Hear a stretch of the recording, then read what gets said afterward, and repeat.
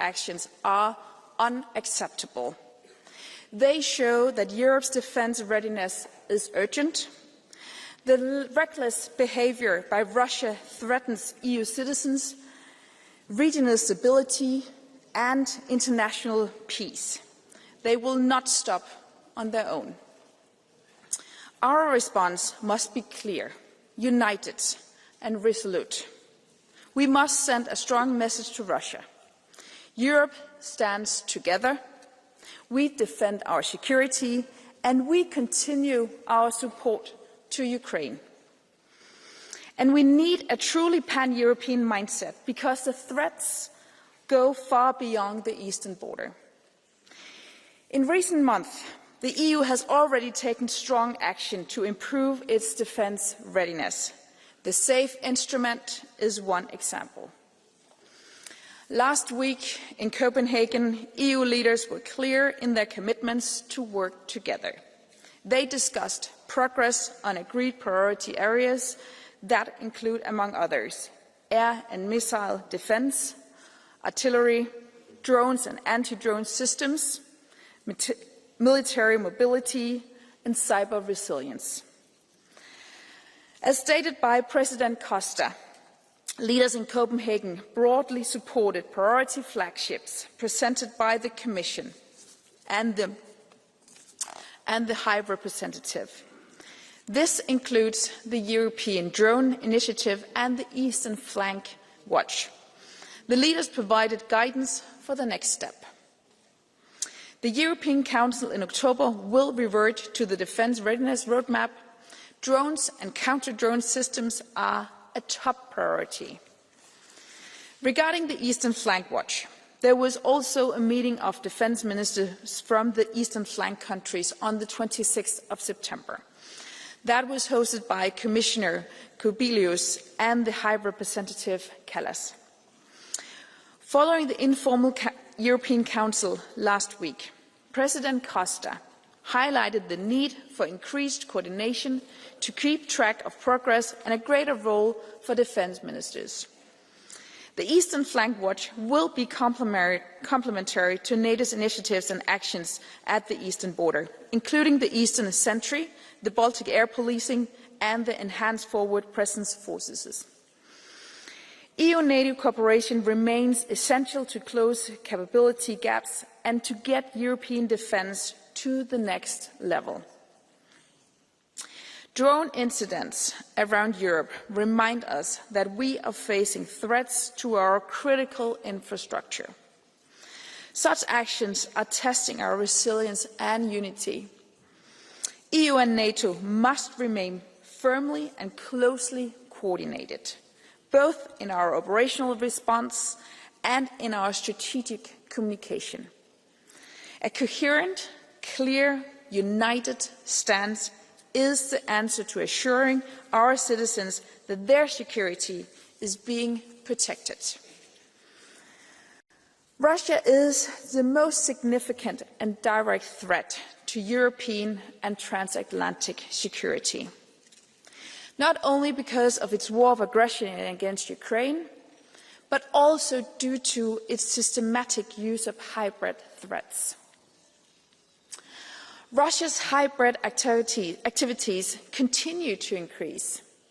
Our response needs to be adopted accordingly.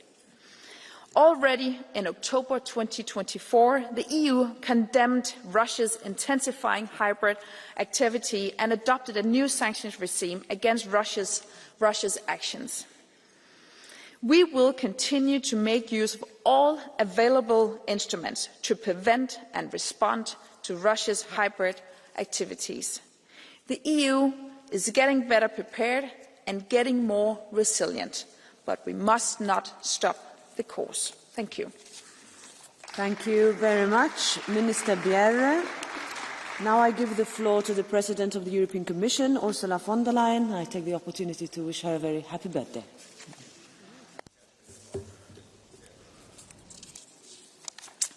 Madam President, Madam Minister, honourable members, something new and dangerous is happening in our skies. In just the past 2 weeks, MiG fighters have violated Estonia's airspace, and drones have flown over critical sites in Belgium, Poland, Romania, Denmark and Germany.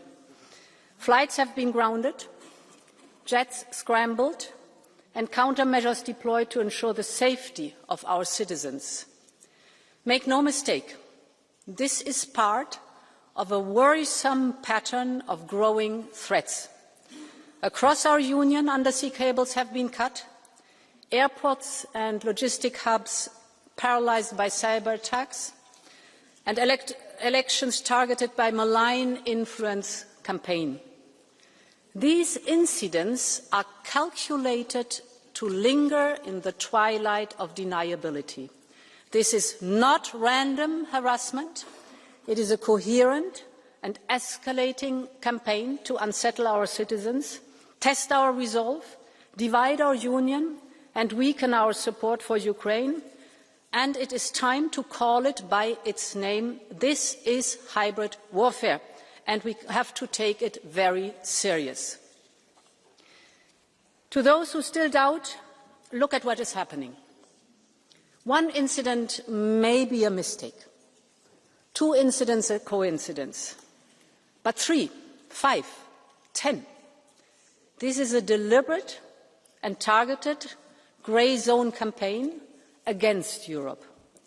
And Europe must respond. We must investigate every incident, and we must not shy away from attributing responsibility, because every square centimetre of our territory must be protected and safe. And honourable members, Russia wants to sow division. We have to answer with unity. It was Italian pilots under NATO's air policing mission that escorted Russian jets from Estonian skies. Ukrainian experts are sharing frontline expertise to help member states counter drone incursions. This is solidarity in action. But we must not only react, we must deter. Because if we hesitate to act, the grey zone will only expand. The founding mission of the European Union is to preserve peace. And today that means having the capacity to deter aggression and provocation. And Europe must urgently equip itself with a strategic capacity to respond, one that is ready to address the changing nature of warfare. We must develop and maintain it together, and we must be capable of responding in real time. Now, the work has already begun. We are seeing the biggest surge of defence spending in the history of the Union. The Readiness 2030 agenda will mobilise up to €800 billion till 2030. Now we need a precise pan-European plan, coordinated very closely with NATO, on how to move forward. And this is the core of the scoping paper we presented to leaders in Copenhagen last week. And soon we will present, actually in 2 weeks, we will present our Readiness Roadmap 2030 that we call Preserving Peace. This will not only set common objectives, but also very concrete milestones and timelines on the way to 2030. Because we all know only what gets measured gets really done. And I want to focus on 3 points that are central to this work. The first point deals specifically with violations of our airspace. Here, I'm talking about a new pan-European flagship, the Eastern Flank Watch, and the drone wall. And the drone wall is our response to the realities of modern warfare. Just think about what happened in Poland. We had to deploy very expensive systems, actually latest generation fighter jets, to take down relatively cheap mass-produced drones. So this is absolutely not sustainable. We need an anti-drone system that is affordable and fit for purpose, for swift detection, swift interception, and, when needed, swift neutralization. And we have a lot to learn from Ukraine in this field. We have to learn a lot from Ukraine on capabilities, but even more importantly, I think, on their ecosystem of rapid innovation. And Ukraine is ready to support our efforts. The drone wall will contribute to the Eastern Flank Watch. This will monitor and protect the skies, seas and ground of our eastern members. But get me right, it is not only about our eastern border. At the moment it's our priority, but what we need is a 360-degree approach. This anti-drone system will be a shield for our entire Union, including, of course, the southern flank, and it should be designed to address a wide spectrum of challenges, from responding to natural disasters, to tackling international organised crime, from monitoring weaponised migration, to controlling the Russian shadow fleet, and the list is long. Autonomous systems are at the centre of the 21st century security, and Europe must be at the cutting edge. Honourable members, the protection of our people, our skies and our infrastructure requires more than drones. It requires drones, but more than that. And this brings me to my second point, that is critical capabilities. We have already identified 9 critical capabilities, from air defence to cyber to electronic warfare.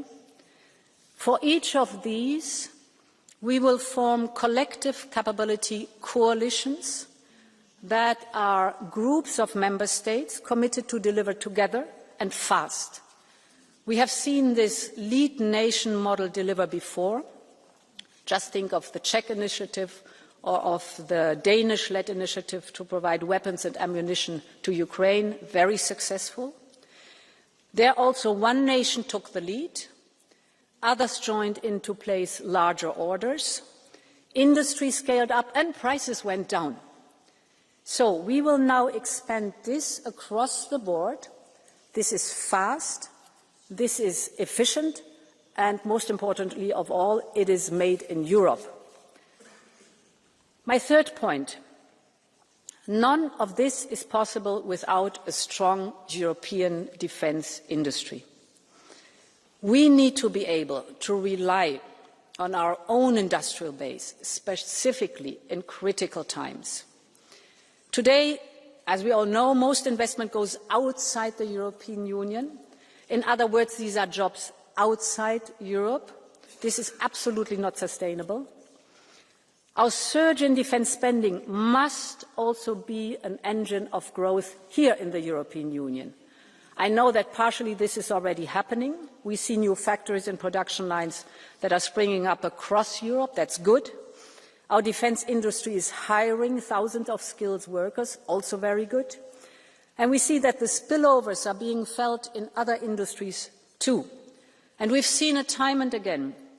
New technologies, born in the defence sectors, bringing new applications for civilian industries, whether it is from cybersecurity tools to, for example, advanced materials for shipbuilding and aerospace. Our new defence investment can and it must contribute to Europe's competitiveness. It must be based in our Union, and that's why at least 65% of any project funded under SAFE must be here from the European Union. This is European money, and we want to see a return on investment of this European money in jobs here in Europe.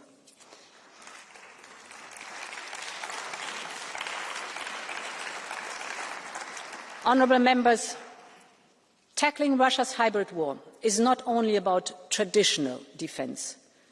It is about software for drones, it is about spare parts for pipelines, it is about rapid cyber response teams, and it is about public information campaigns to spread awareness.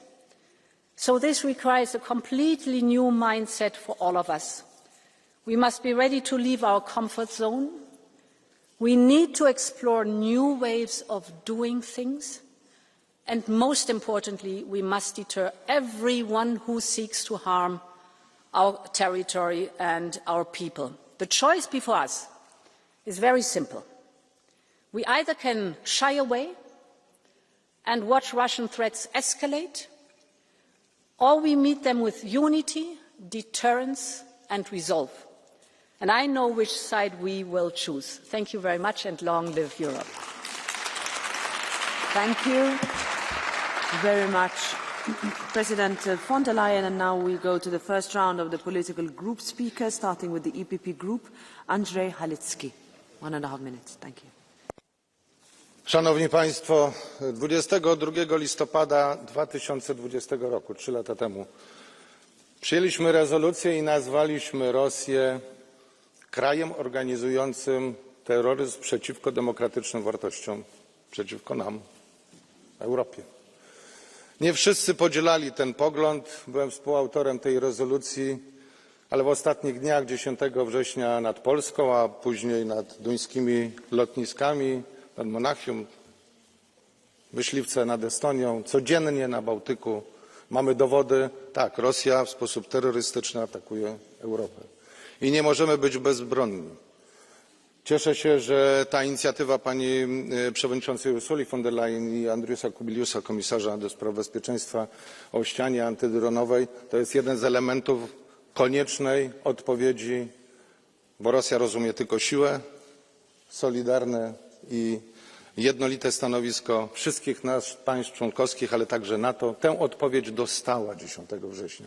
Samoloty zostały zestrzelone, NATO zareagowało, jesteśmy razem, ale musimy być dużo sprawniejsi. Dlatego apeluję także o aktywność w sieci. Rosja używa cyberarmii. Musimy blokować i eliminować tych, którzy działają na rzecz Rosji w sieci. Agenci są także tu na tej sali. Mówią, to nie nasza wojna. Chcą, żebyśmy byli słabi. Przemysł zbrojeniowy potrzebuje wsparcia nie tylko budżetowego. Apeluję do Komisji i do komisarza Serafina, Andriusa Kubiliusa, ale także do komisarza Hekstry. Zdejmijmy system ETS z produkcji stali, chemikaliów. One są niezbędne do produkcji zbrojeniowej. To nie jest duży wysiłek ekonomiczny, a potrzebna jest nowa legislacja. Przemysł zbrojeniowy bez ETS-u. Dziękuję serdecznie. Thank you very much. I give the floor now to the chair of the S&D group, Irache Garcia Perez.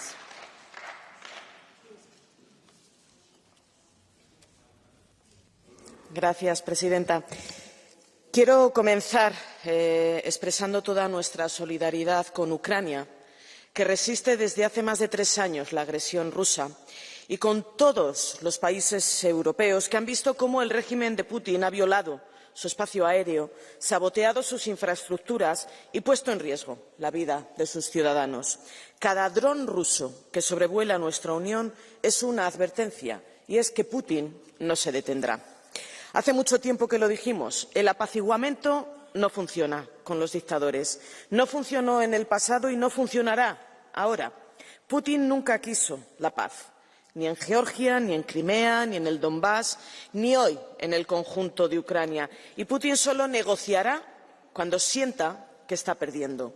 Y por eso debemos ayudar a Ucrania a ganar esta guerra.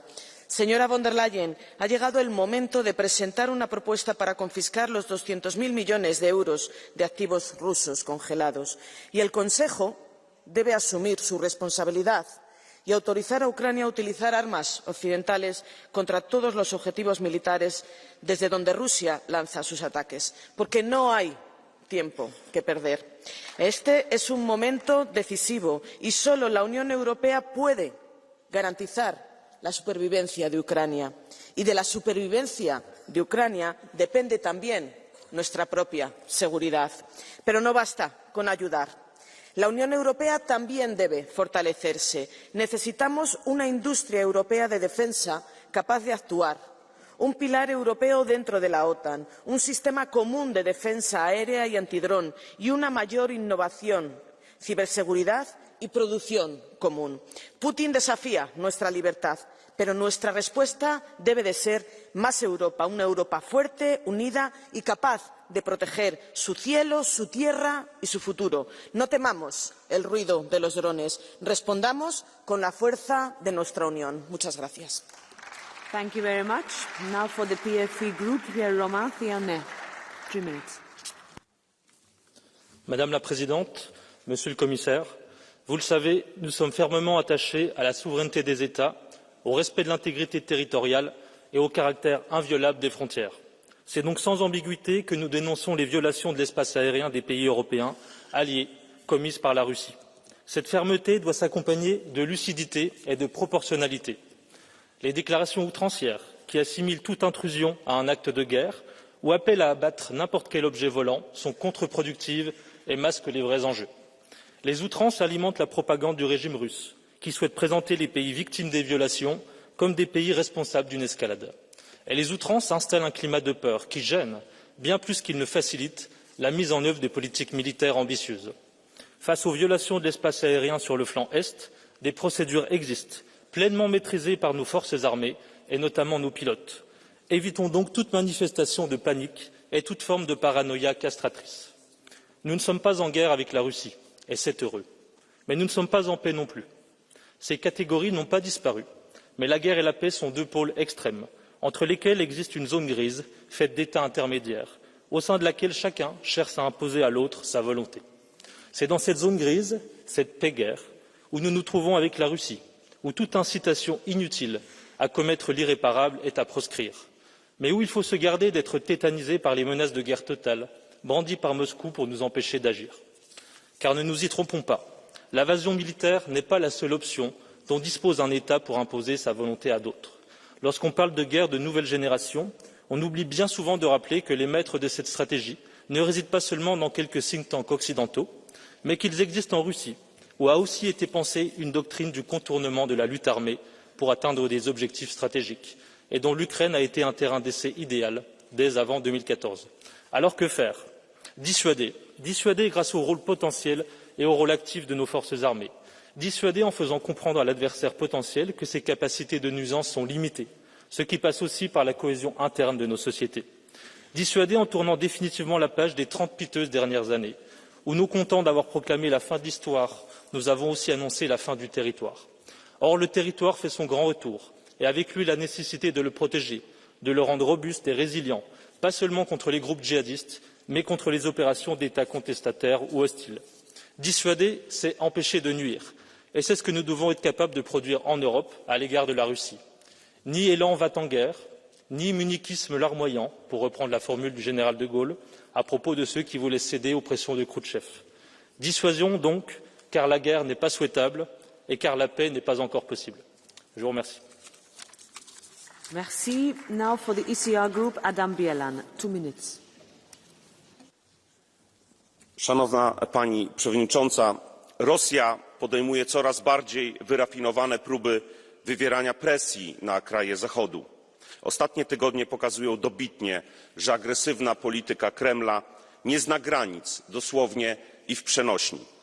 Naruszenia przestrzeni powietrznej Polski i innych państw Unii Europejskiej, sabotaż elementów infrastruktury krytycznej, w tym systemów energetycznych i telekomunikacyjnych, jak też celowe działania dezinformacyjne świadczą o całkowitym lekceważeniu prawa międzynarodowego. Jest to skrupulatnie zaplanowana strategia destabilizacji naszych krajów i zastraszania społeczeństw. Konsekwentny atak wymierzony w integralność i bezpieczeństwo całego wolnego świata. Atak wymagający stanowczej i zdecydowanej odpowiedzi. Każda próba naruszenia bezpieczeństwa musi się spotkać z natychmiastową, skoordynowaną reakcją państw Unii Europejskiej i NATO. Nie ma zgody na testowanie naszych granic, naszej cierpliwości i solidarności. Niejednokrotnie w naszej historii lekceważenie nawet drobnych incydentów prowadziło do wielkich tragedii. Polska i inne kraje Unii Europejskiej, państwa, które przez dekady doświadczały przemocy rosyjskiego imperializmu, doskonale rozumieją wagę odpowiedzi na prowokacje. Niestety, nie wszystkie państwa członkowskie prowadziły politykę w duchu właściwie pojmowanego interesu Europy. Tak zwany reset z Rosją, w rzeczywistości polegający na gospodarczym i politycznym uzależnieniu od Moskwy oraz sponsorowaniu antyeuropejskich przedsięwzięć jak Nord Stream to kamienie milowe na drodze do wojny. Kiedy dziś nad Berlinem, Brukselą czy Kopenhagą widzimy rosyjskie drony, pomyślmy o miliardach euro przepompowanych na wschód przez Gerharda Schrödera i Angelę Merkel. Tak, tę Angelę Merkel nieudolnie próbującą dziś zrzucić z siebie odpowiedzialność, kuriozalnie insynuując niewłaściwe zaangażowanie państw kontestujących jej niewłaściwą politykę. Dziś również rząd niemiecki domaga się wydania osób odpowiedzialnych za unicestwienie tej haniebnej inwestycji, jaką jest Nord Stream. Dlatego chciałbym przypomnieć kanclerzowi Merzowi, że Ukraina znajduje się w stanie wojny z Rosją, ponieważ została napadnięta. Ukraińcy mają pełne prawo atakować zarówno rosyjskie rafinerie, jak i sieci przemysłowe i przesyłowe, a nam pozostaje ich wspierać, a nie za to karać. Thank you. Now for the Renew Europe Group, it's Chair Valérie Hayer. 3 minutes. Merci Madame la Présidente, Madame la Ministre, chers collègues. Nous sommes à un moment de vérité pour l'Union européenne. Nous ne sommes plus en paix. Nous ne sommes pas en guerre non plus. Nous sommes dans cet entre-deux qui s'appelle la guerre hybride. Chaque jour, la Russie mène contre nous des ingérences, des cyberattaques, des sabotages. Elle nous survole avec des drones et des avions de chasse. Ces menaces, nous les connaissons. Je ne vous apprends rien. Mais nos réactions ne sont toujours pas à la hauteur. Et je vous le dis, chers collègues, nous devons assumer la confrontation avec la Russie. Nous devons monter d'un cran dans notre réponse, et je dirais même dans notre riposte. Car, chers collègues, si nous voulons la paix, Poutine ne comprend qu'une chose, la force. Si nous voulons être libres, il faut être craint. Et pour être craint, il faut être puissant. Être puissant, c'est augmenter les budgets défense de nos États membres. Ils se sont engagés à le faire dans un temps record d'ici 2030. Mais je le dis au Conseil, Madame la Ministre, quand est-ce qu'on sortira pleinement de nos dépendances? On doit avoir la maîtrise de la fabrication et de l'usage de nos armes pour enfin poser les bases d'une souveraineté européenne sur la défense. Être puissant, c'est accroître nos investissements dans les infrastructures pour le déploiement de matériel militaire. Être puissant, c'est ériger un bouclier aérien au-dessus de l'Union européenne et de l'Ukraine. C'est renforcer nos capacités de défense aérienne et la surveillance du flanc oriental. Être puissant, c'est être capable d'abattre tout drone qui porterait un danger immédiat contre nous.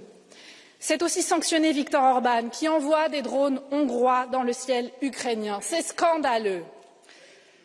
Être puissant, c'est utiliser la valeur totale des avoirs russes gelés pour soutenir l'Ukraine. Je le dis aux Ukrainiens, aux Moldaves, aux Estoniens, Polonais ou encore Roumains. Que vous apparteniez ou non à l'Union européenne, vous n'êtes pas seuls. Parce que votre sécurité est la sécurité de tous les Européens. Je le dis aussi à ceux qui prétendent que nous exagérerions et que nous serions des va-t-en-guerre. Les menaces nous concernent tous, tous nos pays membres. De Madrid à Narva, de Dublin à Goldap. C'est pourquoi la Russie de Poutine doit avoir une certitude, qu'elle cesse les provocations et sa guerre hybride contre nous. Car nous sommes plus forts qu'elle, bien plus forts. Je vous remercie. Merci. Now for the Greens Group, it's co-chair Terry Reintke. 2 minutes. Thank you, President, dear Commission President, dear Minister, dear colleagues. The European Union is built on solidarity. So first and foremost, I want to say that we stand with all the people who are at the moment feeling the Russian threat the most, and these are the people living in the frontline states, in the Baltics, in Poland and Finland. It has to be clear, when one of us gets attacked, we all get attacked, and we will be at your side in these difficult times. And for that, we need European strength right now, because Putin will not succeed in weakening Europe by spreading fear. That's exactly the aim of all the things that are happening right now. This will only forge a stronger solidarity between European citizens. We will resist this threat together. And this means that rightfully at the eastern flank we need a drone defence network. And across all of the European Union we need better protection against drones, whether it's at our airports, power plants or other critical infrastructure. And this means we finally have to phase out of dirty Russian energy imports. In August 2025 alone, EU member states still spent over 1 billion euros on Russian fossil fuels. Colleagues, this has to stop. They are using this money to wage war against Ukraine and threaten the rest of the European Union. And this means not European citizens should pay for Putin's war, but Putin himself. It is high time that we make full use of the frozen Russian assets. Make Putin pay for the damage he has done in Ukraine and all of Europe. And finally, colleagues, Ukraine belongs in the European Union. In the past years, it has become more than crystal clear that there is actually no place in Europe where people long for our vision of freedom and democracy more than in Ukraine. So let's make it happen as soon as possible. I want Ukrainian colleagues to sit here in this chamber and to discuss and fight with us for a stronger Europe together. Thank you very much. Thank you very much. And now, on behalf of the left group, Danilo Della Valle. 1.5 minutes. Grazie Presidente. Qualche giorno fa abbiamo scoperto che anche l'ex cancelliera Merkel è una pericolosa putiniana, perché pubblicamente ha sostenuto che Polonia ed Estonia hanno impedito il dialogo con la Russia prima dell'invasione del 2022. Confermando quello che sosteniamo di fatto da sempre, che l'Unione Europea è ostaggio di una leadership pericolante e morente, che ci sta spingendo tutti alla terza guerra mondiale solo per coprire la propria inadeguatezza. Classe dirigente, la sua, Presidente, amplificata dai media mainstream, che diffondono spesso fake news, come la Russia, con il solo intento di generare paura e panico tra la popolazione, per far passare proposte politiche che non hanno nessun tipo di consenso tra gli elettori, come ad esempio il Rearm EU. Siamo passati dall'invasione russa di Lisbona, programmata per il 2029, fino ai droni che ormai volano liberi per i cieli di mezza Europa. Eppure l'attentato russo al Nord Stream era in realtà ucraino. L'attacco di droni russi alla Polonia del 13 settembre è stato smentito dalle stesse autorità polacche e NATO. E anche il sabotaggio del suo aereo in realtà era una bufala. Come si dice in Italia, a pensar male spesso ci si indovina, e qui sembra davvero che qualcuno non veda l'ora di far nascere l'incidente, di portarci tutti in guerra e mandare al massacro migliaia di giovani in nome degli interessi di banchieri e lobbisti. Ma mandi i suoi figli in guerra, se ci tiene tanto. I cittadini europei non credono più alle politiche guerrafondaie, e non certo perché lo dice Putin, ma perché sono stanchi delle bugie, dell'austerità, di dover rinunciare a sanità, trasporti e a salari degni in cambio di missili e jet. Io lo so che per voi che avete un'impostazione colonialista e suprematista è difficile, ma i popoli europei hanno bisogno di pace e di costruire un mondo multipolare e non certo della guerra. Grazie. Grazie, onorevole Della Valle. Now Milan Urik, 1 minute. Ďakujem pekne. Kolegovia, zase tu máme ďalšiu diskusiu o vojne, o strachu, o zbraniach a o vojenských výdavkoch. Pani Lejenová, uvedomujete si však, prosím vás, aké ťažké je pre ľudí zabezpečiť si dnes bývanie, zaplatiť všetky tie účty? Aké ťažké je pre mladých ľudí získať hypotéku, aby si mohli zabezpečiť 4 steny, ktoré musia splácať potom celý život? A Európska únia tieto problémy prakticky vôbec nerieši, a ak áno, tak len pre nejaké marginalizované skupiny. A namiesto toho tu neustále dookola počúvame o tom, ako treba vyčleniť stovky miliárd eur na vojenské výdavky na zbrane. Počúvame tu diskusie o vyvolávaní strachu, ktoré majú podobne ako za covidu obhájiť tie 100 miliardové výdavky na bruselské kšefty. Pani Lejenová, ja vám poviem možno pre vás novinku, ale Európania neočakávajú a nechcú od Bruselu rakety a náboje, ale mier, prosperitu a hospodársku spoluprácu. Thank you. Now I give the floor to Esteban González Pons, 1.5 minutes. Señora presidenta, pasé el 27 de septiembre en Kiev bajo uno de los bombardeos rusos mayores de este año. 600 drones y 50 misiles. Y entendí que la guerra de Ucrania para Putin es solo el ensayo para su guerra en Europa. El escudo antidrones envía un mensaje de unidad muy claro, pero seamos conscientes de que un dron se construye y gobierna desde cualquier parte, también desde detrás del muro, desde el interior de nuestras propias ciudades. Mientras nosotros hablamos de los millones que invertiremos en proyectos plurianuales de defensa, en los campos de batalla de Ucrania, los pequeños drones dominan el frente. Ni siquiera los carros de combate se les resisten. En Ucrania, los ratones hacen huir a los elefantes, pero nosotros seguimos pensando en elefantes. Si Putin nos ataca, no lo hará con un misil, sino con un dron sin bandera, casi indetectable, con autonomía suficiente para salvar largas distancias y explotar en cualquier punto estratégico, y estará diseñado no por una gran compañía, sino por un grupo pequeño de estudiantes. Nosotros lo llamamos guerra híbrida, pero para Putin es pura y simplemente guerra. No busca ganar territorio, sino influencia. No quiere reconstruir la URSS, sino el Pacto de Varsovia. En el mundo de Putin, la guerra abierta sustituye a la disuasión, y si nosotros no le mostramos que estamos dispuestos a responder, si no le demostramos que estamos preparados para darle una respuesta, no seremos capaces de disuadirle. Thank you for your commitment in that sense, Madam President. Thank you very much. Now, Yannis Maniatis, 1.5 minutes.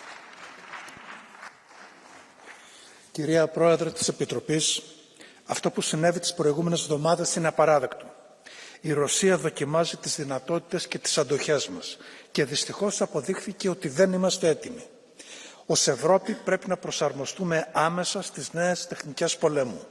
Δεν είναι ούτε βιώσιμο ούτε αποτελεσματικό να καταρρίπτουμε drones με μερικών χιλιάδων ευρώ με πυράβλους εκατομμυρίων. Πρέπει να μάθουμε από την Ουκρανία και να προσαρμοστούμε. Να επενδύσουμε στην παραγωγή drones αλλά και στην αντιμετώπιση τους. Θέλουμε μια Ευρώπη που να μπορεί να προστατεύει αποτελεσματικά τα σύνορα και τις βασικές υποδομές της από τρίτες χώρες. Όμως τα ευρωπαϊκά σύνορα δεν εκτείνονται μόνο από τη Βαλτική μέχρι και τη Μαύρη Θάλασσα. Τα ευρωπαϊκά σύνορα συνεχίζονται και στο Ανατολικό Αιγαίο και στην Ανατολική Μεσόγειο. Θέλουμε λοιπόν κοινά μέτρα, όπως το drone wall, που θα καλύπτουν όλα τα κράτη-μέλη και όχι μόνο κάποια. Δεν είναι μόνο η Ρωσία που παραβιάζει τον ευρωπαϊκό εναέριο χώρο και προκαλεί. Από την 1η Ιανουαρίου 2025 μέχρι και σήμερα η Τουρκία έχει παραβιάσει 167 φορές τον ελληνικό εναέριο χώρο, άρα τον ευρωπαϊκό εναέριο χώρο. Συνολικά, τα συμβάντα που έχουν σημειωθεί στο νοτιοανατολικό Αιγαίο ξεπερνούν τα 500, 2 φορές μάλιστα με οπλισμένα μαχητικά. Γι' αυτό λοιπόν ζητάμε όλες οι παραβιάσεις να αντιμετωπίζονται με τον ίδιο τρόπο και όλα τα σύνορα να προστατεύονται με τον ίδιο τρόπο. Αυτό σημαίνει ευρωπαϊκή αλληλεγγύη στην πράξη. Σας ευχαριστώ. Ευχαριστώ. Next is Anders Vistisen, 2.5 minutes.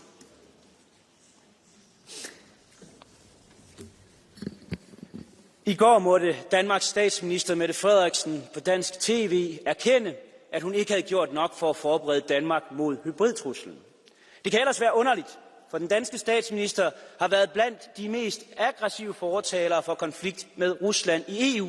Så hvordan man 3,5 år inde i krigen ikke er i stand til at sikre kritisk dansk infrastruktur, er mig en gåde. Vi har alle i Danmark stået bag regeringen, når det kom til at donere 70 milliarder kroner til Ukraine. Vi har stået bag et bredt flertal i Folketinget, hvor I har fået pengene til oprustning. Men sandheden er, at da truslen kom, stod Mette Frederiksen en uge før og talte om at købe lang- og mellemdistanceraketter, der eksplicit skulle ramme mål i Rusland, mens en drone i Københavns Lufthavn kunne lukke vores kritiske infrastruktur ned. Jeg forstår godt, at danskerne er blevet bange, når man ser på den danske regerings krisehåndtering. Og den danske regering skylder nu danskerne at få styr på situationen. Stop med at holde bombastiske pressemøder og sørge for vores sikkerhed, særligt på hybridfronten, hvor et enkelt topmøde i København nu kræver hjælp fra 10 europæiske NATO-allierede for at kunne gennemføres i sikkerhed. And to you, Ursula von der Leyen, you are very happy to say that everyone who disagrees with you is a Putinist. But sometimes action speaks louder than words. So let's see on your historical actions. You were part of Angela Merkel's government. Not only part, you were Minister of Defense. You left Germany, NATO, defenseless in that period. More than that, you were an active part of moving away from nuclear power into buying Russian gas and oil in the biggest energy consumer in Europe, Germany. So to stand here and lecture those of us who believed in a strong defense, who tried to avoid us taking the peace dividend when we didn't see, or you didn't see Russia as a threat, is simply historical false narrative. In the Danish People's Party, we fought against leaving submarines in Denmark. We fought against being defenseless when it came to our territorial defense. We fought in favor of the National Guard, in favor of conscription, when you allies in Denmark wanted to give it all up. And therefore, Denmark is marginally better placed now to defend ourselves, even though we are falling hopelessly behind. But please, face up to your action instead of blaming everyone else. Dankeschön. Nächster Redner ist der Kollege Gambino. Signor Presidente, onorevoli colleghi, ogni violazione dei cieli dei nostri alleati o ogni sabotaggio a gasdotto ai porti rappresenta una minaccia alla nostra sicurezza comune. Serve sangue freddo per evitare le provocazioni, ma anche regole chiare per difendere i nostri confini e le nostre infrastrutture critiche. L'Italia sostiene la creazione di uno scudo antidrone europeo, integrato con la NATO e promosso dal Ministro Crosetto per proteggere le nostre reti strategiche. Chiediamo inoltre la piena attuazione delle direttive su resilienza e cybersicurezza e risorse comuni per difendere porti, gasdotti e reti digitali, così come un'azione congiunta di giustizia e polizia europea contro il sabotaggio e la disinformazione. Poi condivido in pieno quello che ha detto prima la Presidente von der Leyen, soprattutto rispetto alla problematica che gli investimenti europei per la difesa vengono appunto spesi in Europa per rendere quanto più competitiva e forte il nostro continente. Solo un'Europa unita e rapida nelle decisioni potrà garantire sicurezza e libertà ai suoi concittadini. Grazie. Dankeschön. Als nächstes spricht die Kollegin Strack-Zimmermann. Frau Präsidentin, meine Damen und Herren! Vor über einem Jahr hat Herr Stoltenberg bereits gesagt, wir leben nicht im Krieg, aber auch nicht mehr im Frieden. Und endlich verstehen die Regierungen in Europa, dass dem so ist. Auch Herr Merz hat das jetzt öffentlich verkündet. Denn wir müssen den Menschen erklären, wie die Lage ist. Putins Krieglogik ist offensichtlich. Sein Ziel ist weit über die Ukraine hinaus. Er sagt auch laut, dass er das Baltikum einnehmen will. Und meine Damen und Herren, militärisch ist Putin nicht erfolgreich, so wie er dachte. Seit Jahren überschätzen wir ihn militärisch, aber wir unterschätzen seine Brutalität. Putin will keinen Frieden, er eröffnet viele Fronten und das schon seit langem Cyber, Hybrid und jetzt auch dieses Drohnenspektakel über Europa mit ungeahnten Folgen. Und meine Damen und Herren, die Folge letztendlich ist ja für uns, nicht nur technisch darauf zu reagieren, sondern dass in den Nationen und vor allen Dingen in Europa zusammengearbeitet wird und eben nicht dieses unendliche Klein-Klein, wer ist für was verantwortlich. Vielleicht können wir mal einer Meinung sein, über Staaten, über Parteien hinweg, über Rat, Kommission und auch Parlament hinweg, dass wir nur gemeinsam Erfolg haben. Und ich weiß, dass das nicht einfach ist. Ich weiß, dass wir unseren Regierungen erklären müssen, dass dieses kleinkarierte nationale Denken in Zukunft nicht mehr funktioniert. Denn letztendlich werden wir nur gemeinsam erfolgreich sein. Es gibt kein Land in Europa, das in der Lage ist, sich selbst zu verteidigen. Kein einziges Land. Und es ist eine Stärke, gemeinsam diesen Schritt nach vorne zu machen. Meine Damen und Herren, Putin hört uns genau zu. Putin versteht nur die Sprache der Stärke. Alles andere, und so schön es ist, Friedenstauben in den Himmel zu schicken, all das ist Unsinn. Das Einzige, was er versteht, ist Kraft und vor allen Dingen Einigkeit. Lassen Sie uns diesen Weg gehen. Es lebe Europa. Frau Kollegin Strack-Zimmermann, erlauben Sie eine Blue Card des Kollegen Dröse. Welche Sprache? Rechts außen. Ach, Deutsch. Deutsch. Ach ja. Bitte schön, Herr Dröse, dann machen Sie mal. Vielen Dank. Sie sind ja Vorsitzende hier im Haus des Barbarossa-Ausschusses. Sie werden nicht müde, sozusagen uns vorzubereiten auf den Angriff auf Russland. Andererseits stehen Sie der Sie haben gleich die Möglichkeit. Andererseits stehen Sie der Rüstungsindustrie nahe. Meine Frage ist ganz einfach. Können Sie dem Parlament, können Sie der Öffentlichkeit mal mitteilen, wie viel Sie von der Rüstungsindustrie jährlich an Provisionen einnehmen? Oder kann ich das in irgendeinem Register nachlesen? Vielen Dank. Ja, das Schöne wäre, wenn Sie lesen könnten. Das ist offensichtlich nicht der Fall. Wissen Sie genau, dass Sie mit diesem Dreck, den Sie werfen ja nur Dreck. Da ist sonst nichts anderes. Nein, Sie haben mich gefragt. Und ich sage Ihnen etwas. Mit der billigen Tour kommen Sie nicht rum. Sie sind derjenige, der sich hier in dieses Parlament wählen lässt, um den Laden hier auseinanderzunehmen. Und ich sage Ihnen was, das wird Ihnen nicht gelingen. Dankeschön. Nächster Redner ist der Kollege Sørendahl.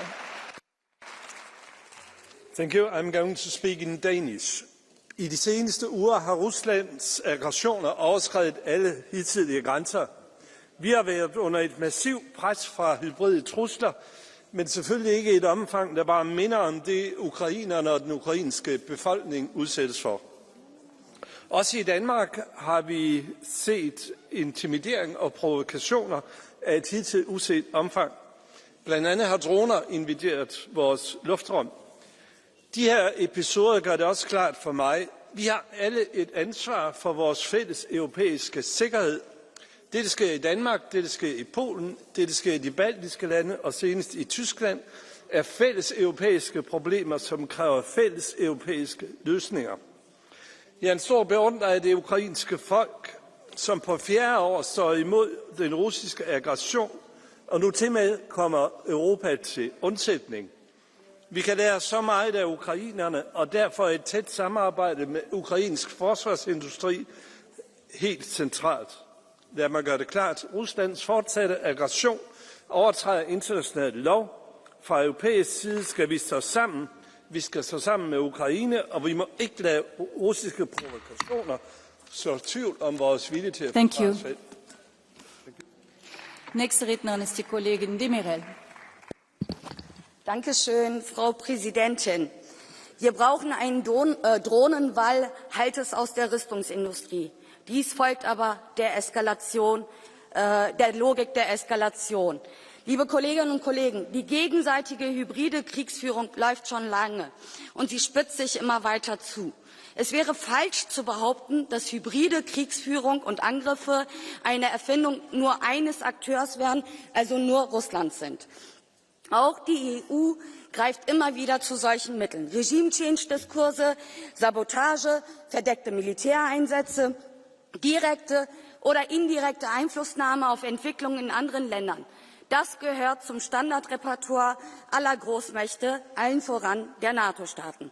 Missverstehen Sie mich bitte nicht.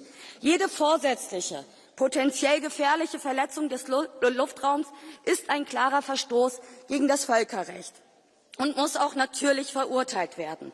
Aber die Reaktion darauf sollte verhältnismäßig, evidenzbasiert und deeskalierend sein. Was wir dringend brauchen, sind vertrauensbildende Maßnahmen. Verhandlungen und Rüstungskontrollabkommen, etwa zum Beispiel die Rückkehr der USA und Russland zum Open Skies Abkommen. Doch stattdessen erleben wir hier eine hysterische Debatte mit unverhältnismäßigen Forderungen, die Spannungen weiter anheizt und einen heißen Krieg wahrscheinlicher macht.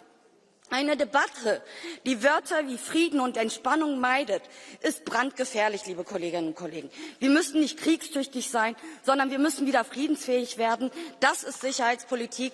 Bitte kommen Sie zurück zu echter Sicherheitspolitik im Interesse der Bevölkerung. Frau Kollegin Demirel, wenn ich das richtig verstanden habe, haben Sie gesagt, dass die europäischen Staaten, dass die Europäische Union Sabotageakte verübt. Ich halte das für eine... Selbstverständlich. Ich gebe Ihnen keine zusätzliche Redezeit. Ich wollte nur sagen, dass ich das der Präsidentin zur Überprüfung vorlegen werde. Nächste Rednerin ist die Kollegin Andersson.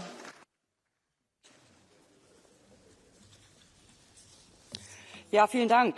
Sehr schade, dass Frau von der Leyen jetzt kurz bevor ich ans Podium trete, das Plenum verlassen hat. Vielleicht hatte sie Angst vor mir, ich weiß es nicht.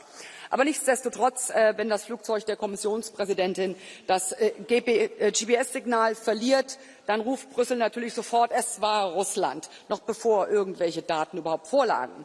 Heute hört man nichts mehr davon. Warum? Ja, es war nicht Russland. Dann war es wohl eine glatte Lüge, was die Kommissionspräsidentin hier auf Stapel gelassen hat, wie so oft. Nord Stream 2 wird gesprengt, schwerster Sabotageakt Europas. Von der Kommissionspräsidentin nicht ein Sterbenswörtchen. Tja, es war wohl nicht Russland. Also keine Untersuchung, keine Erklärung, nichts. gar nichts.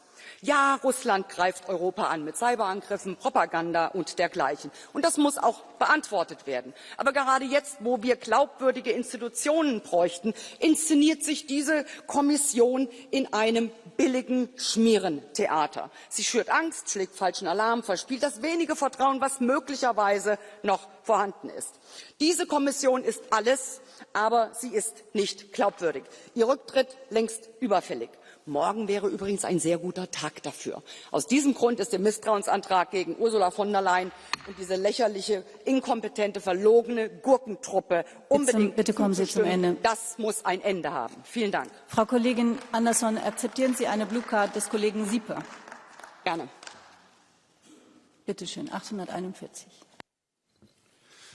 Frau Kollegin, ich bin ein bisschen verwirrt, weil Sie kommen ja von der Fraktion Europa der souveränen Nationen und Sie plädieren ja immer dafür, dass sich die EU nicht in die Zuständigkeiten der Mitgliedstaaten einmischt. Aber jetzt sagen Sie, dass die EU-Kommission zu einer möglichen Straftat auf deutschem Boden bzw. auf deutschem Meeresboden Stellung nehmen soll und sich in ein laufendes Strafverfahren in Deutschland einmischen soll. Also abseits davon, dass wer auch immer das getan hat, uns damit einen Gefallen getan hat. Wie passt das bei Ihnen zusammen? Das würde ich gern verstehen. Danke. Ja, der Punkt ist ganz einfach. Die EU-Kommission mischt sich in alles ein. Und da, wo es vielleicht mal vonnöten gewesen wäre, da herrscht Schweigen im Walde. Und im Übrigen kann ich nur sagen, der politische Tod dieser EU-Kommission ist zwingende Voraussetzung für Frieden, Freiheit und Sicherheit in Europa. Und daran sollte sich Ursula von der Leyen messen lassen. Tut sie bedauerlicherweise nicht, umso schlimmer. Aber diese Frau muss endlich weg. Vielen Dank. Der nächste Redner ist nun der Kollege von der Schulenburg. Frau Präsidentin, vielen Dank. Was hat uns die dänische Präsidentschaft bisher gebracht? Wir sind versunken in einer überzogenen Kriegshysterie, verhärtete Feindbilder, einen tiefen Russlandhass und in fragwürdige Geschichtsbilder. Was wollen wir denn damit erreichen? Das ist doch keine Politik. Wollen wir einen Krieg mit Russland? Wollen wir wirklich riskieren, dass die Ukraine völlig zerstört wird? Und wollen wir riskieren, dass dieser Krieg sich auf Europa ausweiten wird, also dass wir uns auch in einem Krieg befinden? Es muss doch dazu eine Alternative geben. Hass ist eben ein schlechter Berater. Und die Selbstgerechtigkeit, die hier so viele haben, ist eben das Schmiermittel für Kriege und nicht für Frieden.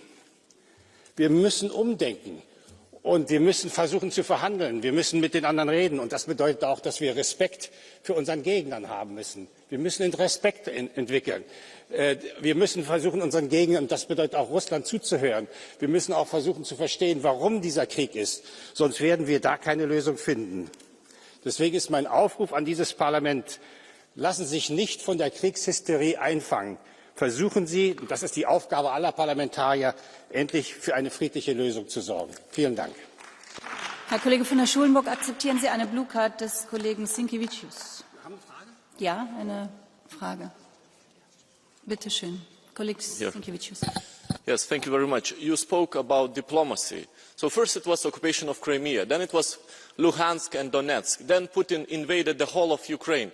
Now he is flying drones over Copenhagen, Brussels, drones over Poland. When is the end of that diplomacy? Trump rolled out the red carpet for him in Alaska. US troops on their knees were rolling out that carpet. Diplomacy doesn't work with Putin. When you and your colleagues will realize that? I forgot your name. You know, I worked for 34 years for the UN in war countries. And these countries in the end had always negotiated. The biggest war was Iraq with 1 million people dead, where we used chemical weapons and all the type of things. In the end, they had to talk, and they found a solution. And I think that we have to do this here too. We have to do it to protect us.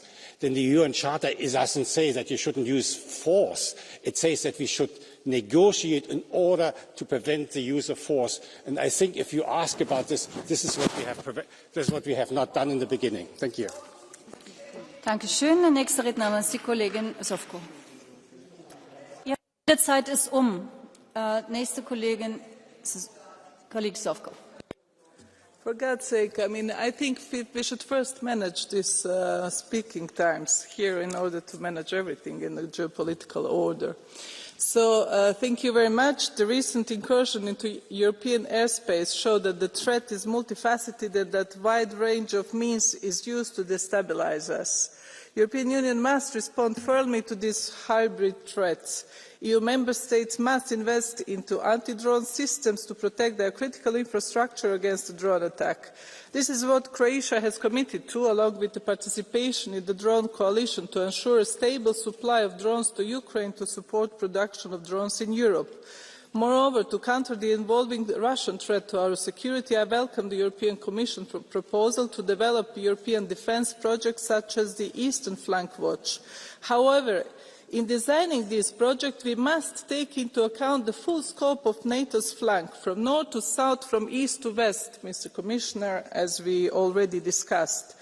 And we also must increase cooperation with our American allies. That remains key to the European continent's stability and security. Thank you very much. Vielen Dank. Nächster Redner ist der Kollege Tobé.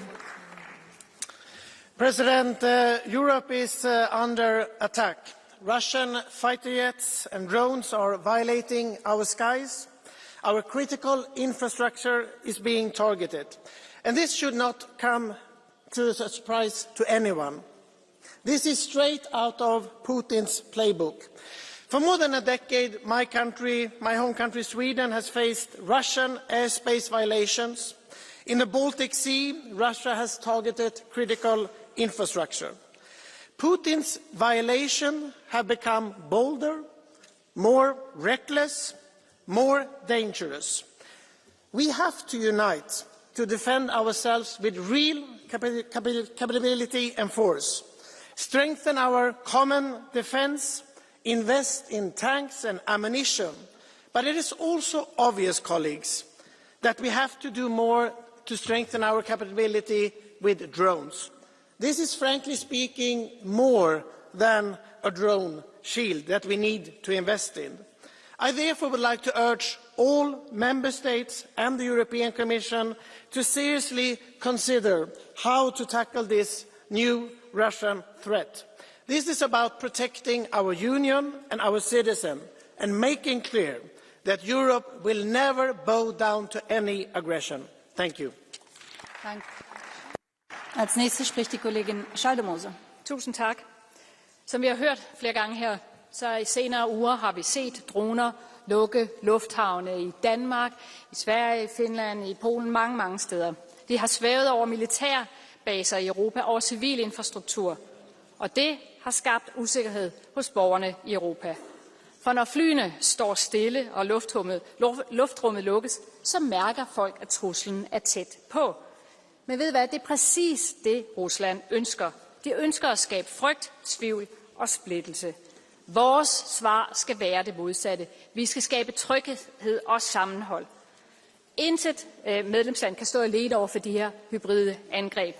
Når et luftrum rammes, så bliver hele Europa ramt. Og derfor er det EU's opgave at handle og agere. Jeg bakker fuldt op om EU-kommissionen og rådets arbejde med en dronemur.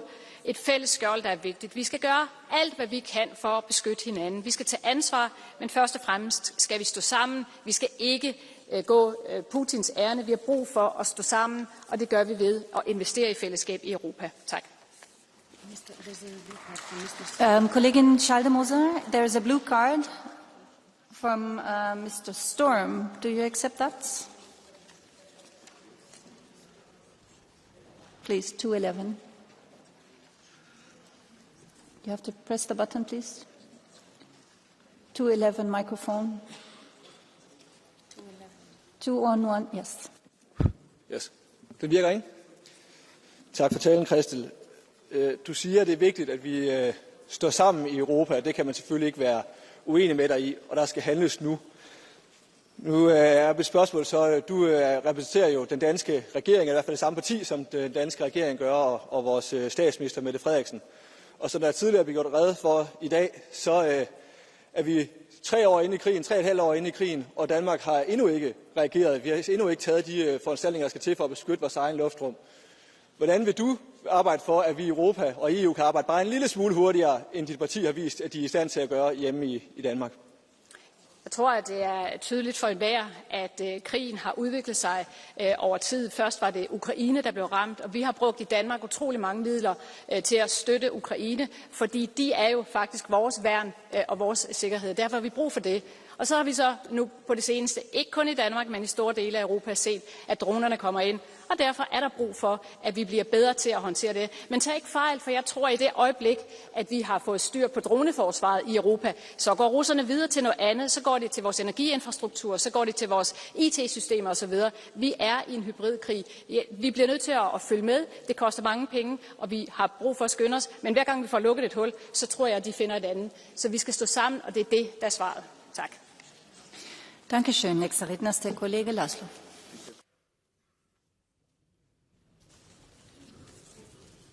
Augusztustól novemberig a Magyar Honvédség látja el vezető nemzetként Észtország, Lettország és Litvánia légtérrendészeti feladatait, együttműködésben spanyol és olasz katonákkal. 2015 óta ez már a 4. ilyen alkalom. 4 magyar Gripen vadászgép és 80 magyar katona állomásozik Litvániában. Már 11 éles riasztásra kellett válaszolniuk. Innen is köszönjük a kecskeméti MH Vitéz Szentgyörgyi Dezső 101. repülődandár munkáját. Köszönjük a veszprémi MH Légiműveleti Vezetési és Irányítási Központ munkáját. Köszönjük a szolnoki MH Kis József 86. helikopterdandár munkáját, és köszönjük a pápai MH 47. bázisrepülőtér szakállománya munkáját. Hálásak lennénk, ha a szövetségeseink is kiállnának értünk, szóban és tettekkel is. Az ukrán vezetés Magyarországot vádolta meg légtérsértéssel. Ez teljesen abszurd. És ezt az álhírt itt is megismételte Hajer asszony. Szégyelje magát. Zelenszky elnök sorozatosan fenyegeti és zsarolja Magyarországot.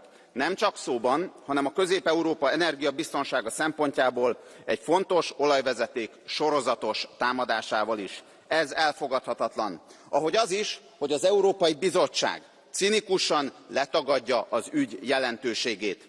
Tengerparti kikötő hiányában és így beszerzési lehetőségek fizikai korlátai miatt Magyarország és a régió mentességet kapott az orosz olajembargó alól. Semmilyen EU-s szankciót nem sértünk meg. Az ukrán vezetés ennek ellenére következetesen támadja a régiónkat ellátó olajvezetéket, és nyíltan zsarol vele Zelenszky elnök. Azt hazudja az ukrán népnek, hogy Ukrajna EU-s csatlakozásáról az ukránok döntenek, miközben mindenki tudja ebben a házban is, hogy ez nem igaz. EU-s tagsághoz zsaroláson keresztül nem vezethet az út. A magyar emberek túlnyomó többsége nemet mondott Ukrajna EU tagságára. Zelenszky elnök úr, hagyja abba a zsarolást. Danke. Nächster Redner ist der Kollege Pozniak. Prezidents kundze, komisāra kungs, dārgie kolēģi, šoreiz nerunāšu tik daudz par Krieviju, par to šķiet viss jau ir pateikts. Mēs pat arī zinām, kas būtu jādara, bet tomēr nedaram.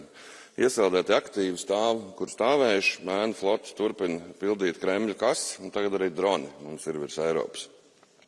Un kamēr mēs neatbildēsim tā, ka Krievijai sāp, viņi turpinās mūs uzskatīt par cietējiem, kurus var un vajag biedēt un pazemot. Nosodījums un rezolūcijas, diemžēl, nestrādā, to gan mēs zinām. Redines 2030 ir labs plāns, taču, kas attiecas uz droniem, mums jāpāriet ir uz plānu Redines 20 šodien, jo droni kā ierocis ir šeit uz palikšanu ar vai bez Krievijas. Un ja mēs vēl ilgi plānojam diskutēt par to, kādas vidas prasības attiecināt vai neattiecināt uz aizsardzības industriju, tad mums ar steigu jāsāk domāt par dienu, kad 500 šahedi būs virs Eiropas, kā mēs brīdināsim un pasargāsim mūsu cilvēkus, jo nedz mēs, nedz mūsu vidas prasības nevarēs tos apturēt. Paldies. Dankeschön. Als nächster spricht der Kollege Hansen. Thank you, Chair. Dear Commissioner, I'll be speaking in Danish. Det er jo ikke første gang, at vi i Europa er igennem en svær tid. Dengang sagde Konrad Adenauer, wir leben unter den gleichen Himmel, aber wir haben nicht alle den gleichen Horizont. Altså, vi deler himlen, vores værdier, vores frihed og vores sikkerhed, men vi ser ikke alle truslerne fra samme vinkel. Nogle lande i EU lever dagligt tættere på Ruslands aggression, Baltikum, Polen, Finland, Og derfor er vi nødt til at handle som et Europa. Det, vi diskuterer i dag, er vigtigere end hvem, der vinder det næste valg.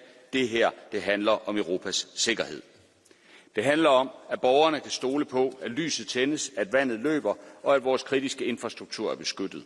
De krænkelser af europæisk luftrum, angreb på infrastrukturen, vi har set i de seneste uger, ikke mindst i mit eget hjemland Danmark, er en direkte trussel mod os alle, og Europa må kunne svare igen. Vi skal svare igen.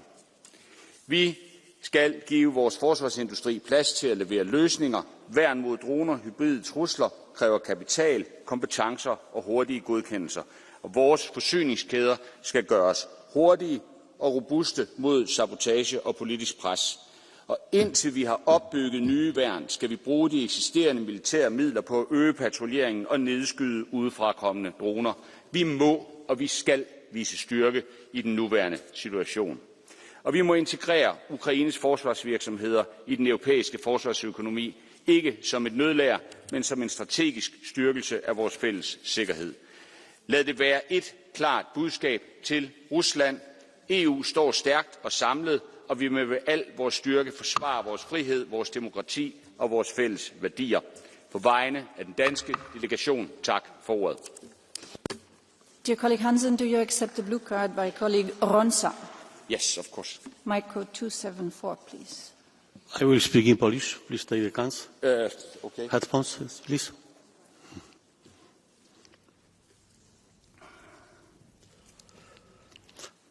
Bardzo uważnie słuchałem pana wypowiedzi. W pierwszym zdaniu powiedział pan, że w Europie mamy kryzys.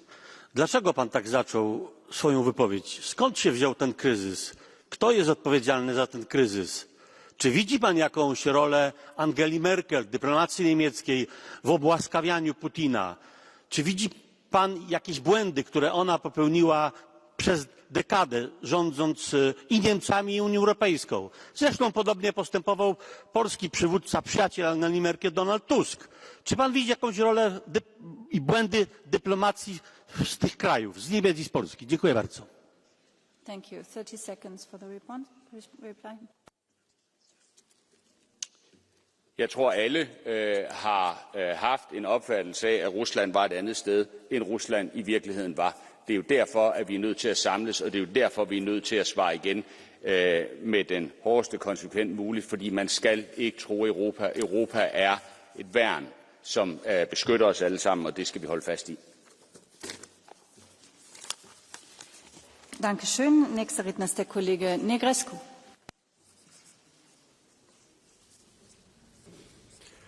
Doamna președintă, domnule comisar, astăzi Parlamentul European transmite un mesaj clar. Europa nu va rămâne tăcută când dronele rusești încalcă spațiul nostru aerian și pun în pericol infrastructura noastră critică. Am propus această rezoluție pentru că este datoria noastră să îi protejăm pe oameni și să acționăm ferm atunci când suntem atacați. România, țara mea, a fost vizată în mod repetat de dronele rusești care au încălcat astfel spațiul aerian al Uniunii Europene și al NATO. Fragmente au căzut pe teritoriul nostru. Nu sunt incidente izolate. Aceste provocări afectează întreaga regiune a Mării Negre și au vizat inclusiv Danemarca, Polonia și Estonia. Ele reprezintă o strategie de destabilizare care cuprinde amenințări fizice, atacuri cibernetice și campanii de dezinformare menite să răspândească frica și să slăbească solidaritatea europeană.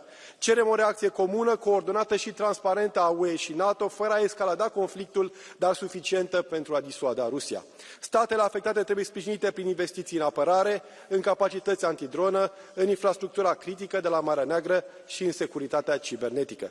Solicit ca Putin să plătească pentru efectele acestor acțiuni, inclusiv prin folosirea activelor rusești înghețate pentru acoperirea costurilor operațiunilor de neutralizare și protecție. Europa trebuie să fie unită, puternică și hotărâtă să respingă orice formă de agresiune. Mulțumesc!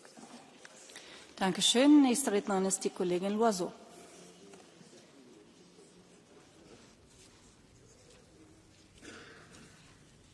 Mes chers collègues, l'Europe n'est plus seulement menacée aujourd'hui, elle est provoquée. Ce ne sont plus seulement des attaques hybrides qui nous ciblent, parce que le survol des espaces aériens souverains par des avions de chasse ou par des drones militaires, ça n'est pas un acte hybride, c'est une violation de souveraineté délibérée. Face à la gravité de ce que nous vivons, je voudrais tout d'abord exprimer ma pleine solidarité avec tous les États européens qui ont été provoqués à l'est et au nord de notre Union. Nous sommes une union parce que nous sommes solidaires, ne l'oublions pas. N'oublions pas non plus que nos populations sont inquiètes. Face à la confusion que la Russie essaye de semer, nous devons parler clairement et agir en conséquence. À quoi joue la Russie? C'est assez simple, mais il faut le marteler. Elle nous provoque pour essayer de nous intimider et pour détourner notre attention de l'Ukraine, qu'elle piétine et où elle piétine. En violant nos espaces aériens, Moscou gonfle ses muscles et essaye de se faire passer pour plus fort qu'il ne l'est. C'est sa faiblesse qu'il faut voir en face. Mes chers collègues, je voudrais aussi vous faire part d'une certaine perplexité. Face aux provocations russes, notre réaction collective manque sérieusement de clarté. L'OTAN a beaucoup de mal à désigner la Russie et à dénoncer le caractère intentionnel des violations de nos espaces aériens. Si, comme nous le pensons tous, Vladimir Poutine nous teste, ce n'est pas une très bonne manière de réussir ce test. Nous avons beaucoup de mal aussi à nous protéger de ces incursions d'avions et de drones. 3 ans après l'invasion de l'Ukraine, et en dépit de nos appels pressants à nous préparer, nous ne sommes donc pas prêts. La Commission nous parle aujourd'hui d'un mur de drones, le Conseil fait la moue. Que fait-on? Quand? Comment? Combien de temps allons-nous ressembler à des lapins pris dans les phares d'une voiture? Je voudrais terminer en vous disant ma conviction. Le meilleur moyen de nous protéger, de protéger nos populations contre la menace russe, nous le connaissons, c'est aider l'Ukraine à gagner la guerre et à affaiblir la Russie. Le meilleur moyen de répondre à un survol de drones, c'est financer plus de soutien militaire à Kiev. Le meilleur moyen de protéger notre ciel demain, c'est de protéger le ciel ukrainien aujourd'hui. Nous savons ce que nous avons à faire. Nous ne devons céder ni à la provocation, ni à l'intimidation, ni à la paralysie. Dankeschön. Nächster Redner ist der Kollege Sjöstedt.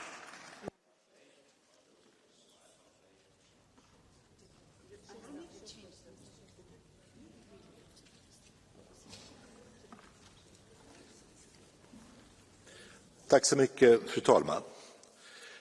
Vi vet inte med säkerhet var alla drönarna över våra flygplatser kommer ifrån. Men vi har god anledning att titta på Ryssland. Därför att några saker vet vi. Vi vet att Ryssland systematiskt stör ut GPS-systemet över Östersjön till fara för sjöfart och flyg. Vi vet att fartyg från ryska hamnar har förstört kablar med avgörande infrastruktur i Östersjön. Vi vet att cyberattacker mot våra myndigheter kommer ifrån Ryssland. Vi vet att de kränker finskt och estniskt luftrum. Vi vet att deras drönare skjuts ner över Polen. Det här är handlingar av aggression och de måste avvisas med bestämdhet. De tror kanske att de kan skrämma oss. De tror kanske att vi ska minska stödet till Ukraina. De har fel. Jag skulle vilja avsluta med att citera Tom Petty and the Heartbreakers. We won't back down. Dankeschön. Nächste Rednerin ist die Kollegin Ribaijine. Gracias, presidenta. Las incursiones rusas en el espacio aéreo de Polonia, Rumanía, Estonia, Dinamarca son un nuevo llamado de atención para la Unión Europea. Estas incursiones no son aisladas. Hay sabotajes, ciberataques y campañas de desinformación que son parte de una estrategia híbrida que no solo amenaza las fronteras físicas, quieren poner a prueba a Europa como un proyecto político y democrático. Y su objetivo es explorar nuestras debilidades, las de nuestras infraestructuras claves y las de nuestras instituciones democráticas, y poner de manifiesto que, lastimosamente, todavía no estamos suficientemente preparados. Pero el riesgo es actuar únicamente desde la urgencia y con medidas dispersas. Frente a estas amenazas, ninguna respuesta exclusivamente militar será suficiente. Europa necesita algo más que armas. Necesita visión común, más integración política y la convicción de proteger los valores que la definen. Defender a Europa no solo es proteger su cielo, sino también defender con uñas y dientes el proyecto político y democrático común. Muchas gracias. Dankeschön. Als nächstes spricht der Kollege Novakov. Thank you, Chair. Dear Commissioner, colleagues, I think the fairy tale is over. The world we built and lived in after 1989 is over. It's not the same, and it won't be the same again. We tore down the Berlin Wall in order to escape from the Iron Curtain. Today, we have to build a new wall, a drone wall, to keep the Iron Curtain away. Those of us who are born and raised east of Eden can sense this very well because we lived in this. I think this is not a war, a battle for territories or for resources. Those drone attacks are a battle for a way of life, a battle between two civilizations and two cultures, one of which is not recognizing the human life as the highest possible value. This is why we have to defend ourselves, and the gap between our perception and the reality should disappear.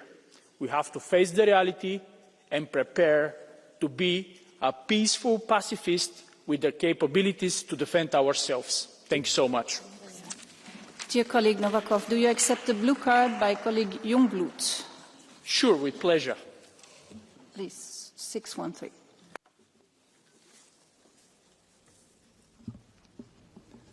Ja, sehr geehrter Kollege, ich möchte Sie erst mal korrigieren. Es waren nicht irgendwelche Europäer, die die Berliner Mauer runtergerissen haben, sondern es waren die Deutschen, die das getan haben. Das zur Einleitung. Aber ich möchte Ihnen gerne ein Zitat aus Ihrer Fraktion geben. Ich zitiere, ich weiß nicht, ob es die Ukrainer waren, die Nord Stream gesprengt haben, aber selbst wenn sie es waren, ist es aus meiner Sicht ein legitimes Ziel. Sie und Ihre Fraktion sagen, es ist ein Zitat Ihres Kollegen Gahler übrigens, Ihre Fraktion sagt ja auch, wir brauchen Milliarden, um einer angeblichen Bedrohung Russlands zu entgehen. Und auf der anderen Seite sind es Personen wie Herr Gahler, die ja tatsächliche Angriffe auf unsere Infrastruktur gutheißen. Also ist es die Position der EPP, dass solche Angriffe der Ukraine gutgeheißen werden? Thank you. 30 seconds for the reply. What I'm saying is that we have to protect ourselves. The drones were flying over Poland, over Germany, your own country. It was flying over Denmark. That has nothing to do with the pipelines on the bottom of the Baltic Sea. Thank you so much. Dankeschön. Nächste Rednerin ist die Kollegin Montserrat. Gracias, presidenta. La pregunta no es si Rusia está atacando a Europa. La pregunta es cuándo vamos a defendernos como Unión Europea. Lo que comenzó como la invasión de Ucrania ya es hoy una guerra encubierta contra Europa. Putin está midiendo nuestra paciencia con drones y desinformación, sobrepasando los límites para provocarnos y dividirnos. Es urgente que blindemos nuestra seguridad con un escudo de defensa contra drones enemigos y hackers. Debemos exigir a todos los miembros que cumplan su compromiso para una defensa común en cooperación con la OTAN. Porque pongo un ejemplo. En España, Pedro Sánchez está lastrando la defensa europea para contentar a sus socios y mantenerse un día más en el poder. Esta irresponsabilidad debe acabar. La respuesta de Europa debe ser tajante, porque el apaciguamiento y la desidia no frenan a dictadores imperialistas. No mendigaremos la paz. Protegeremos la libertad hoy para no vivir mañana bajo las reglas de quienes la pisotean. Dankeschön. Nächster Redner ist der Kollege Kremer. Dear colleagues, Russian fighter jets are violating NATO airspace. Putin's shadow fleet is sabotaging undersea cables. Cyber attacks are shutting down our airports, armies of disinformation bots are interfering in our elections, and swarms of drones are spying on our forces and paralysing our infrastructure. Colleagues, especially those on the far left and the far right, what more do you need to call this the reality that it is, that Putin is conducting a large-scale hybrid war against our citizens, and that it is ours and your responsibility to protect our citizens?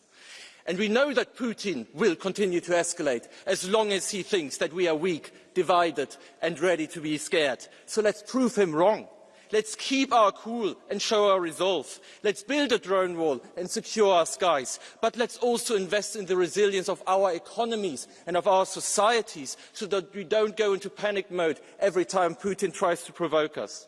And let's be smart about our response by striking Putin where it hurts. That is his bank account. So now is exactly the right time to use the Russian frozen assets to support Ukraine and to show the schoolyard bully that while we do not want to escalate, we do have the means to protect freedom and security and our citizens in Europe. Thank you.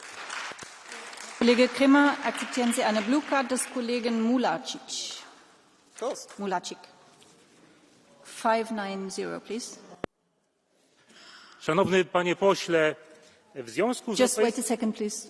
Yeah? Szanowny panie pośle, w związku z europejskim nakazem aresztowania, jaki wydał Trybunał w Karlsruhe wobec obywatela Ukrainy przebywającego w Polsce, podejrzewanego o wysadzenie Nord Stream, gazociągu, który budowała Rosja i Niemcy. Mam pytanie, czy uważa pan, że ściganie osoby, która jest podejrzewana o wysadzenie tego gazociągu jest działaniem właściwym niemieckiego wymiaru sprawiedliwości? Jeśli ten Ukrainiec wysadził rzeczywiście Nord Stream, to był to projekt imperialny, który służył współpracy niemiecko-rosyjskiej i był przeciwko Ukrainie i Europie Centralnej, zwłaszcza Polsce i krajom bałtyckim. Czy nie uważa pan, że nie jest to właściwe postępowanie rządu Niemiec? Dziękuję. Thank you. I think we got your point. 30 seconds for the reply.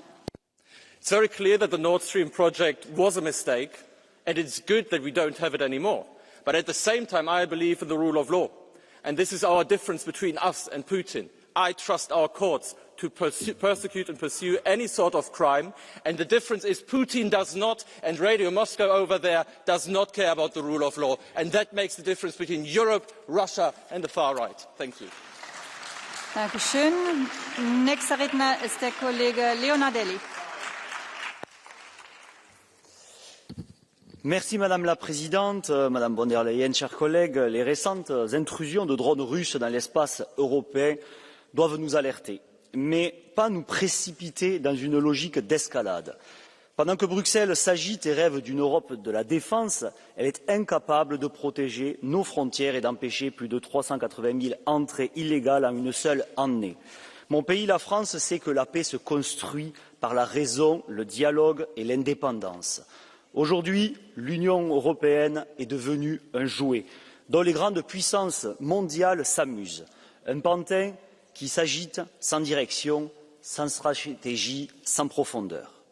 La vraie autonomie stratégique ne se décrète pas à Bruxelles, elle se forge à Paris, à Rome, à Budapest, à Vienne, à Helsinki, dans le respect de la souveraineté des nations libres. Madame von der Leyen, nous ne voulons pas de la guerre et nous refusons d'être entraînés dans un engrenage dangereux, car ce ne sont pas les commissaires européens ni les technocrates de Bruxelles qui iront sur le front, ce sont les peuples, les petites gens, nos enfants et ceux de nos villages qui paieront de leur sang les conséquences de vos décisions. Notre devoir n'est pas de les exposer à l'irréparable, mais de les protéger et de préserver la paix. Cela doit être notre seule boussole. Merci. Dear colleague, do you accept a... Cher collègue, acceptez-vous une blue card de la collègue Boss? Décidément, c'est la... 251, please. Thank you very much.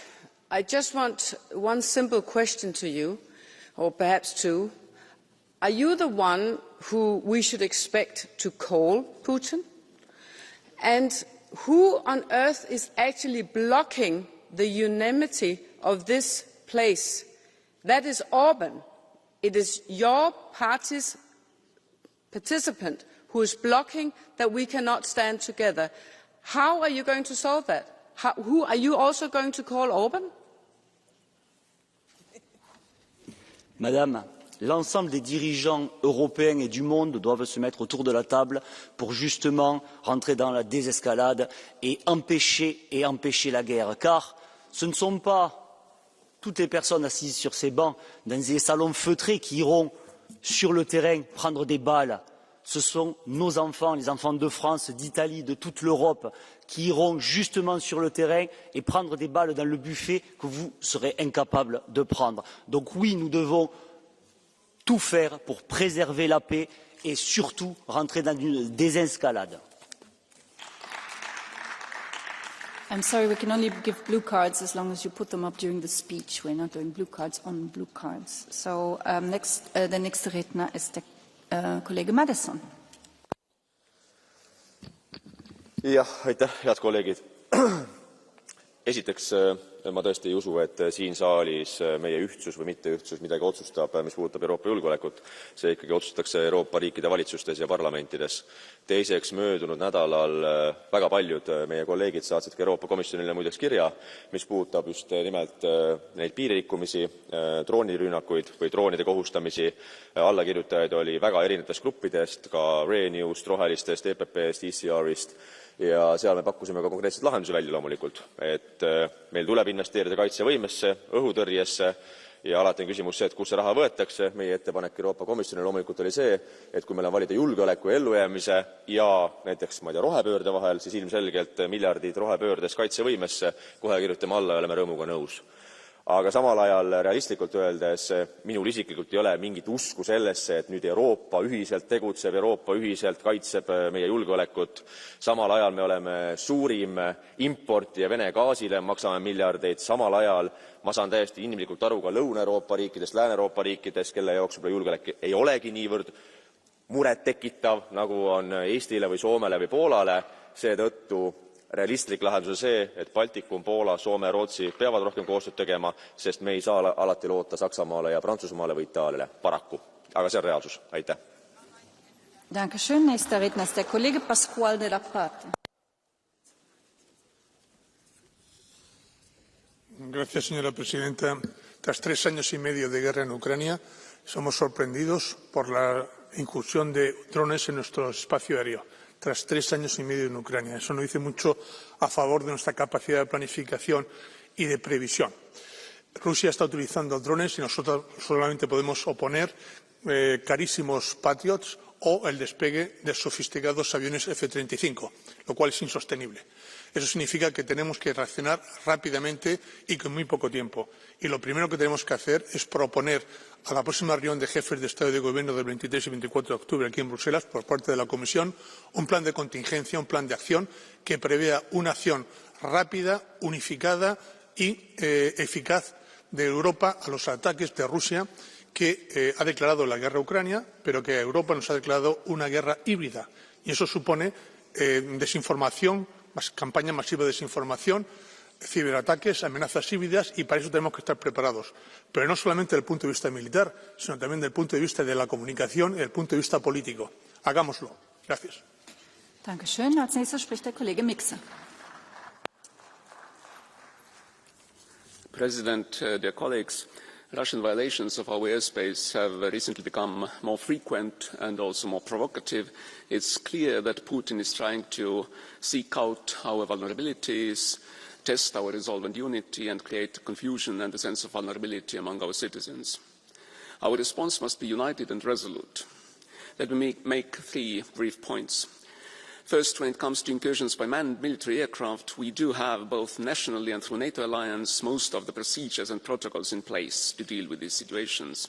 We also collectively have the capabilities to identify, intercept, and if the threat posed by the invading aircraft requires, to take them down. However, we must be ready to bolster our posture and presence, particularly in the easternmost and most vulnerable member states. Secondly, drones are a relatively new threat, but it is a rapidly growing threat. And the drone wall is a great concept, but we must acknowledge that in real life it is going to be a very intricate combination of different measures and capabilities, and not all of them are there today. So we must proceed with a sense of utmost urgency. And finally, Russia is doing what it's doing in large part to distract us from standing with Ukraine and providing all the support Ukraine needs to fight off Russia's criminal war of aggression. We must not be distracted. Indeed, we must increase our support to Ukraine and make sure it prevails in its just fight against the aggressor. Thank you. We are having a very lively and good debate. I just want to say we have 16 Catch the Eyes. I will close the Catch the Eye now, and I can only allow 1 blue card per member, otherwise we will never get to an end. So next speaker is colleague van Lanschot. How many Russian drones did it take to shut down European skies? About 5. How many drones are over Ukraine? About 500. Every night. If we face that, we're not prepared at all. Ukraine learned the hard way how to defend itself against drones, and they understand.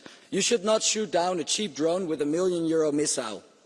Their technology is cutting edge, and Ukrainian instructors are in the EU right now training European soldiers. Putin exploits our weakness and depletes our air defense on his terms. We've let a war criminal drag us into a boxing match and made him the referee. But if we stop being afraid to act, we can respond on our terms. Protect our skies, build the drone wall, stop buying Russian gas, give all the frozen Russian assets, and set up a no-fly zone in western Ukraine. Colleagues, Ukraine is helping us, but we don't say thank you enough. So let me say it, Mr. Zelensky, thank you. And let's back our gratitude up with actions. Dankeschön. Als nächstes spricht die Kollegin Dupont.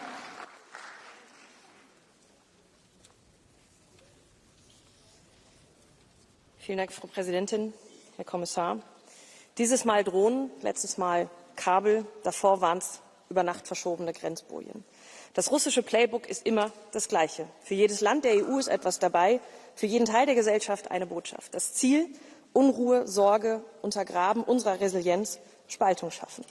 Uns muss deswegen klar sein, Angst ist immer ein Indikator für das, was uns wichtig ist. Aber es ist niemals ein guter Ratgeber. Deswegen Schultern gerade machen, put the money where the mouth is, endlich Verteidigung, Krisenvorsorge und innere Sicherheit konsequent zusammendenken, Verfahren straffen, Beschleunigung vereinfachen, Informationsaustausch und Kooperation zwischen den Sicherheitsbehörden verstärken, unsere Bevölkerung mitnehmen und ich sage gleichzeitig aber auch die Mitgliedstaaten mitnehmen. Polen, Estland, Lettland, Litauen, Schweden, Finnland hatten und haben Recht. Wir haben einen gemeinsamen Gegner, wir brauchen eine gemeinsame Antwort. Genau dafür haben wir mal die Verträge geschaffen. Sicherheit am Anfang voreinander, heute Sicherheit füreinander. Dafür ist die Beistandsklausel ausgelegt, nicht für gutes Wetter, das ist viel zu einfach, sondern genau für diese Zeit jetzt. Solidarität beweist sich bei schlechtem Wetter. Das ist das, was zählt. Vielen Dank. Danke schön. Es spricht nun der Kollege Neuhoff.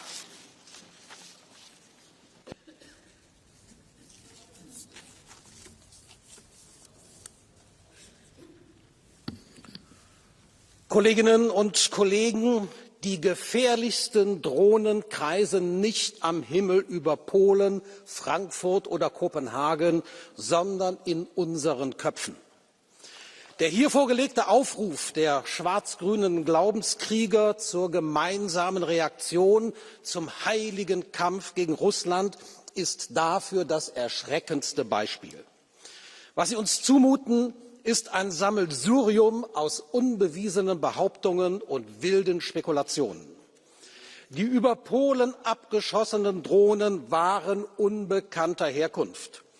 Russland bot Konsultationen an, Belarus den Austausch von Radardaten, Polen ignorierte beides. Interesse an Aufklärung, und genau das wäre das Gebot der Stunde, besteht hier offenbar nicht. Kolleginnen und Kollegen, die französische Luftwaffe hat bei den Olympischen Spielen letztes Jahr durchschnittlich 6 Drohnen pro Tag im Raum Paris vom Himmel geholt. Warum bitte holt man die Drohnen nicht auch in Frankfurt und München herunter? Fürchtet man vielleicht das Untersuchungsergebnis? Geht es in Wahrheit vielleicht darum, den Bevölkerungen der EU-Staaten Angst zu machen? Geht es darum, die notorische Uneinigkeit der EU-Staaten zu überwinden durch ein sorgsam gepflegtes Feindbild? Geht es darum, Zustimmung zu organisieren für die gewaltigen Aufrüstungspläne der EU, Herr Kubilius? Meine Damen und Herren, für Luftraumverletzungen gibt es eingeführte internationale Standards und Prozeduren. Und selbstverständlich müssen Drohnen unbekannter Herkunft über kritischer Infrastruktur abgeschossen werden. Abgeschossen werden müssen aber vor allem die Drohnen in den Köpfen der verrückt gewordenen EU-Eliten. Man muss am Ende dankbar sein, dass dieses Parlament keine operativen Befehle erteilen kann, denn sonst wären wir längst im Dritten Weltkrieg. Ich sage noch einmal, ich kann leider keine Blue Cards für Personen geben, die schon eine hatten, weil wir noch so viel Catch the Eyes nachher haben. Nächster Redner ist der Kollege Sinkiewicz. Szanowni Państwo, od lat Rosja prowadzi działania wobec Zachodu, które nie przypominają tradycyjnej wojny. Zamiast czołgów i bomb używa sabotażu, dezinformacji, prowokacji. Podczas kiedy my się zastanawiamy, czy Putin kiedyś uderzy w państwa Unii, on to już robi, tylko w inny sposób. Wojna hybrydowa polega na przesuwaniu granic tego, co uważamy za dopuszczalne, krok po kroku. Jeśli nie powiemy dość, przeciwnik osiągnie swoje cele bez jednego wystrzału, siejąc chaos i strach. Istota problemu nie dotyczy działań stricte militarnych, lecz skutecznej obronie w sferze wojny bez wojny, a to właśnie jest istotą działań Rosji. Musimy jasno powiedzieć dość i wyznaczyć linie, których przekroczenie spotka się z naszą odpowiedzią. Na tym posiedzeniu, mam nadzieję, podejmiemy rezolucję Parlamentu w tej sprawie. Pada tam propozycja wyznaczenia takich linii. Bez tego, Pani Przewodnicząca, nadal zachęcamy agresora. Dankeschön. Nächste Rednerin ist die Kollegin Fritzon.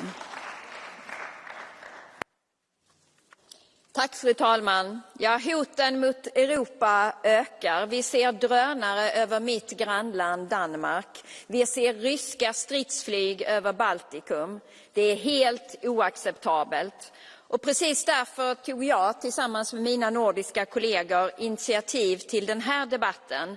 Vi måste skicka en tydlig signal till Putin att vi står enade, att vi står upp för våra länder och våra gränser och att vi inte accepterar några former av kränkningar. För Sverige, mitt land, är drönarhoten också på riktigt. Gotland ligger ju bara 30 mil från ryska Kaliningrad. Och vårt läge i Östersjön gör att vi också är en frontstat. Och därför måste vi och Sveriges statsminister visa ledarskap, precis som Danmarks statsminister Mette Frederiksen gör. Vi måste stå upp för att vi skapar en europeisk drönarmur och vi måste göra det nu. Tack. Dankeschön. Als nächstes spricht die Kollegin Furet.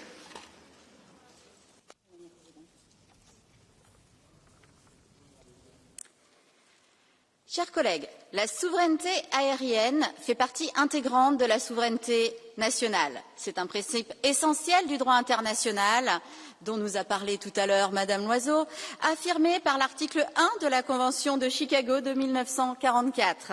Chaque État exerce un contrôle complet et exclusif sur l'espace aérien au-dessus de son territoire. Si les incursions constatées en Estonie, en Pologne ou dans la région baltique sont avérées hostiles, elles constitueront une violation du droit international contraire à l'article 2, paragraphe 4 de la Charte des Nations Unies. Mais l'exigence du droit vaut pour tous, n'est-ce pas? Tant que les preuves ne sont pas rendues publiques, l'Union européenne doit garder la rigueur et la retenue du droit. Accuser sans démontrer, réagir sans vérifier, c'est risquer de se détourner de l'état de droit si cher à tous mes collègues dans cet hémicycle et à Madame von der Leyen. L'Europe doit protéger ses espaces, ses infrastructures et ses citoyens, mais sans céder à l'engrenage de la guerre. L'Europe doit protéger et c'est notre responsabilité. Ce n'est pas d'enflammer le monde, mais de le stabiliser. Non d'imiter les puissances qui provoquent, mais d'incarner celles qui raisonnent et apaisent.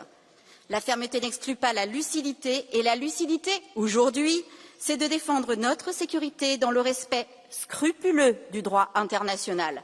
Je vous remercie.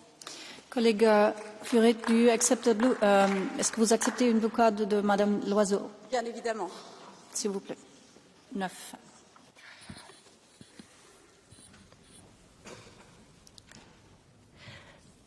Madame Furet, votre parti politique a un privilège, c'est celui d'avoir depuis longtemps des relations privilégiées avec les autorités russes. De nombreux déplacements, de nombreuses relations financières fait que vous avez leur numéro de téléphone.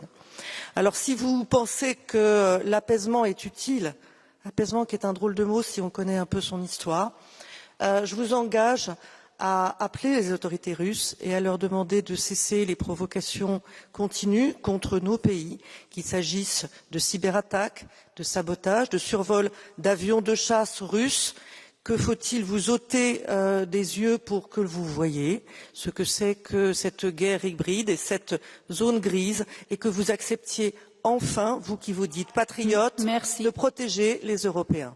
Merci. 30 secondes pour la réponse. Madame Loiseau, je ne sais que dire face à vos diffamations et au côté pathétique de vos accusations. Vous êtes bien consciente que personne chez nous n'a de numéro d'un politicien russe. Et c'est du redit. Donc, écoutez, par ailleurs, votre parti, il me semble, a longtemps été un enfant caché de l'URSS.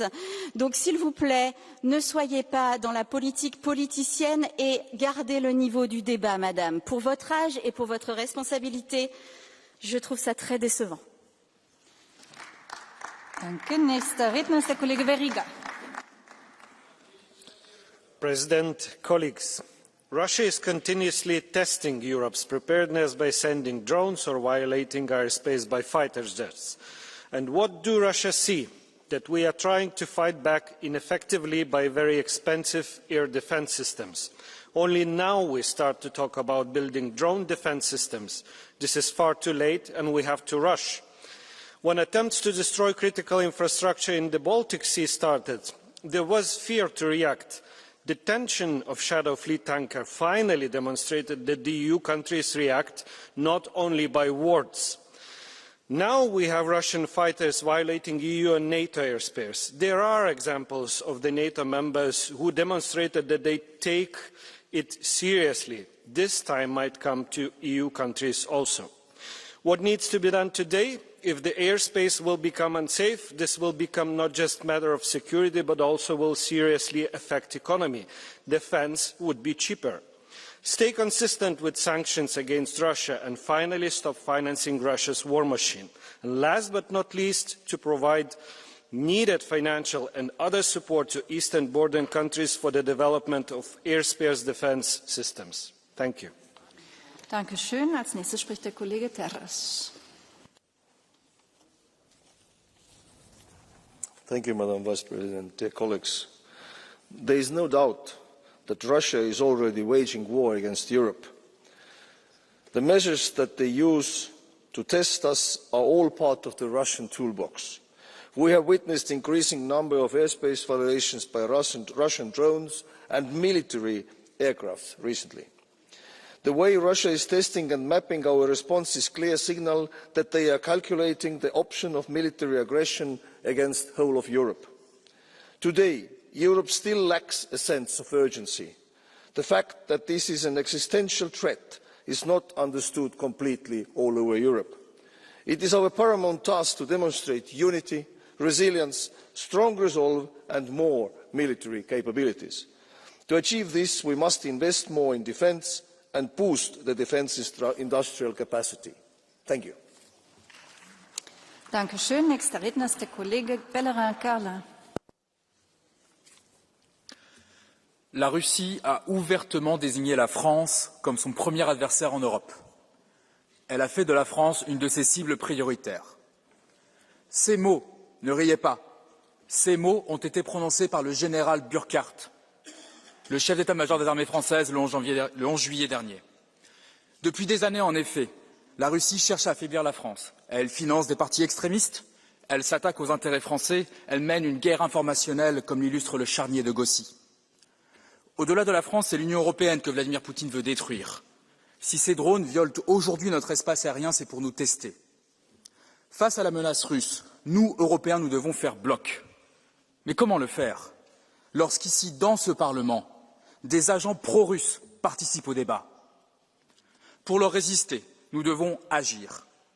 Que ce soit dans les domaines de la défense, la diplomatie, l'énergie, notre honneur, notre responsabilité, c'est d'avancer ensemble au sein d'une coalition pro-européenne, la seule capable de préserver notre liberté. Dankeschön. Entschuldigung, pardon. There's a blue card by colleague, le collègue Mariani. Oui. Je voudrais simplement faire remarquer à notre collègue que France Info, qui n'est pas une radio d'extrême droite, a clairement dit dans sa revue Le Vrai du Faux que personne en Russie n'avait dit cette phrase que Monsieur le général, chef d'état-major, a répétée. Donc si vous avez la source de cette phrase imaginaire, je suis preneur et vous pourrez la communiquer aux journalistes de la radio nationale qui pourtant ne partagent pas nos idées. S'il vous plaît. Merci Monsieur Mariani de démontrer à l'instant mon propos sur les agents pro-russes au sein de ce Parlement. La phrase est celle du général Burkhardt, chef d'état-major des armées, et en tant qu'ancien militaire moi-même, laissez-moi terminer, en tant qu'ancien militaire moi-même, je sais ce que nous devons à l'honneur de nos soldats, et je suis désolé que vous vous attaquiez aujourd'hui à un des plus grands généraux qu'on ait eu dans l'histoire récente de notre pays. Dankeschön. Nächster Redner ist der Kollege Stakis. Dear colleagues, Russia is collapsing. Over 1 million soldiers dead or wounded. More than 11,000 armoured vehicles, tanks has been destroyed and billions of euros lost. So war spending now consumes almost 40% of the state budget. And yet, after 3.5 years, Russia still has no victory in sight. That's why Kremlin has changed its tactics. Unable to win on the battlefield, it now seeks to divide and intimidate Europe by financing corrupt politicians, spreading disinformation and striking our infrastructure to test our readiness. So Europe must respond with decisive action. Frozen Russian assets to support Ukraine, providing long-range weapons capable of striking deep inside an enemy territory, apply Ukraine's drone war experience and rebuild our defence industries. Above all, we must discard peacetime thinking. This is how we will secure the victory. Thank you very much. Our next speaker is Merja Kyllönen. Thank you, Madam Chair. Dear colleagues, recent Russian violations of EU member states' airspace and critical infra are not isolated incidents. They are deliberate acts testing our unity, our resilience and our credibility. Each drone incursion, each cyber attack, each interference attempt carries a clear message: to divide, to intimidate and to erode trust in the European project and our support to Ukraine. Our response must be equally clear and united. Europe cannot afford hesitation or fragmentation. We must strengthen our collective defence, deepen intelligence cooperation and ensure that hybrid attacks are met with real consequences, not just statements. At the same time, unity means more than deterrence. It means solidarity, political, technological and moral. Protecting airspace or energy grids is not only a matter of national security, but a shared European sovereignty. The credibility of our deterrence depends not on the strength of any single nation, but on the certainty that attack on one is an attack on all. So let us respond not with fear, but with resolve. Thank you. The next speaker is Lukas Sieper. Ich werde auf Deutsch sprechen. Liebe Menschen Europas, die Abgeordneten der AfD rufen nach meinen Reden hier gerne: Der kleine Mann hat gesprochen. Ich finde das amüsant, denn genau den behaupten Sie ja immer zu vertreten, während Sie in Wahrheit Verrat an ihm üben. Sie üben Verrat, weil Ihre Abgeordneten, wie Kollege Biströn, sich mutmaßlich von Russland bestechen lassen. Sie üben Verrat durch das Verbreiten von Fake News. Denn von allem, was auf dem Spiel steht, ist der Verlust einer objektiven Realität, so befürchte ich, womöglich die allergrößte Gefahr. Und Sie üben Verrat durch Ihre Hetze gegen die Schwachen. Denn das ist nur die bloße, primitive Doktrin, dass Macht gleich Recht ist. Ich sage es einmal ganz deutlich: Die Politik der AfD ist Verrat am deutschen Volk. Die Politik der ESN ist Verrat an den Völkern Europas. Der kleine Mann hat gesprochen. Die nächste Rednerin, the next speaker, is Sandra Kalniete.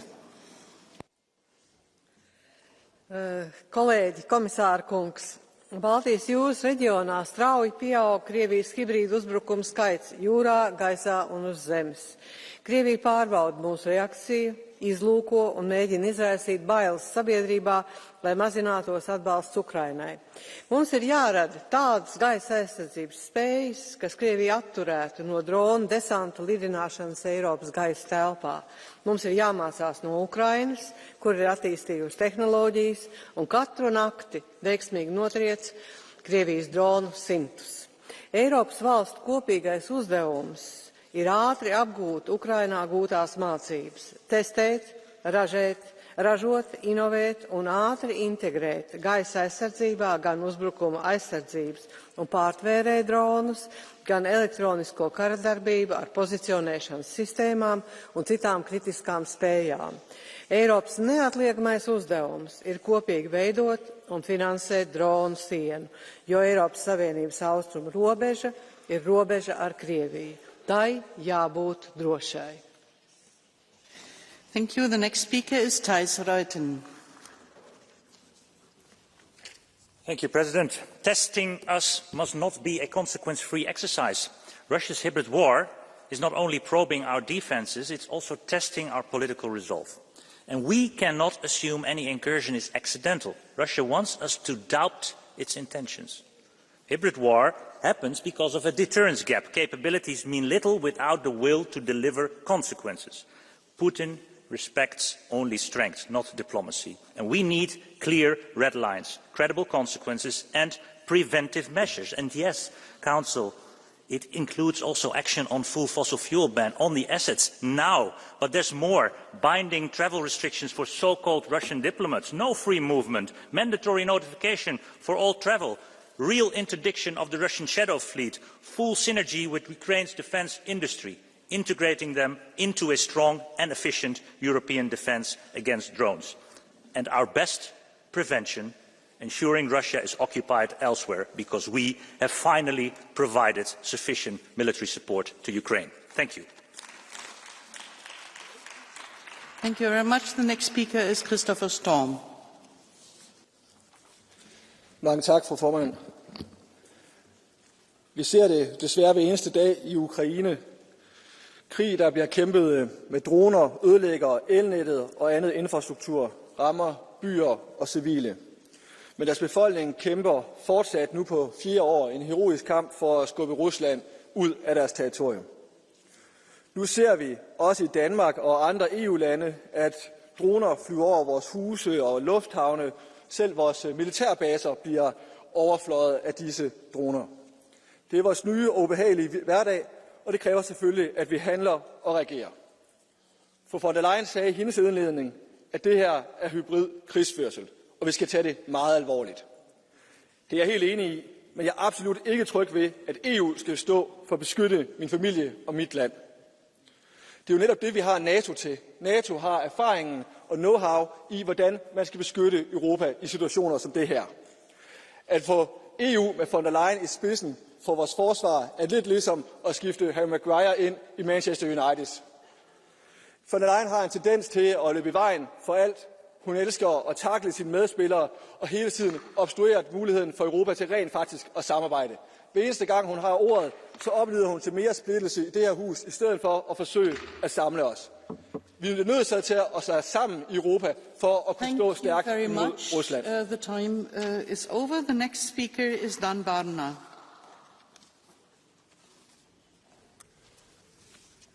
Doamnă președintă, doamnă ministru, vă vorbesc astăzi nu în calitate de europarlamentar, ci în aceea de cetățean român preocupat de viitorul Europei.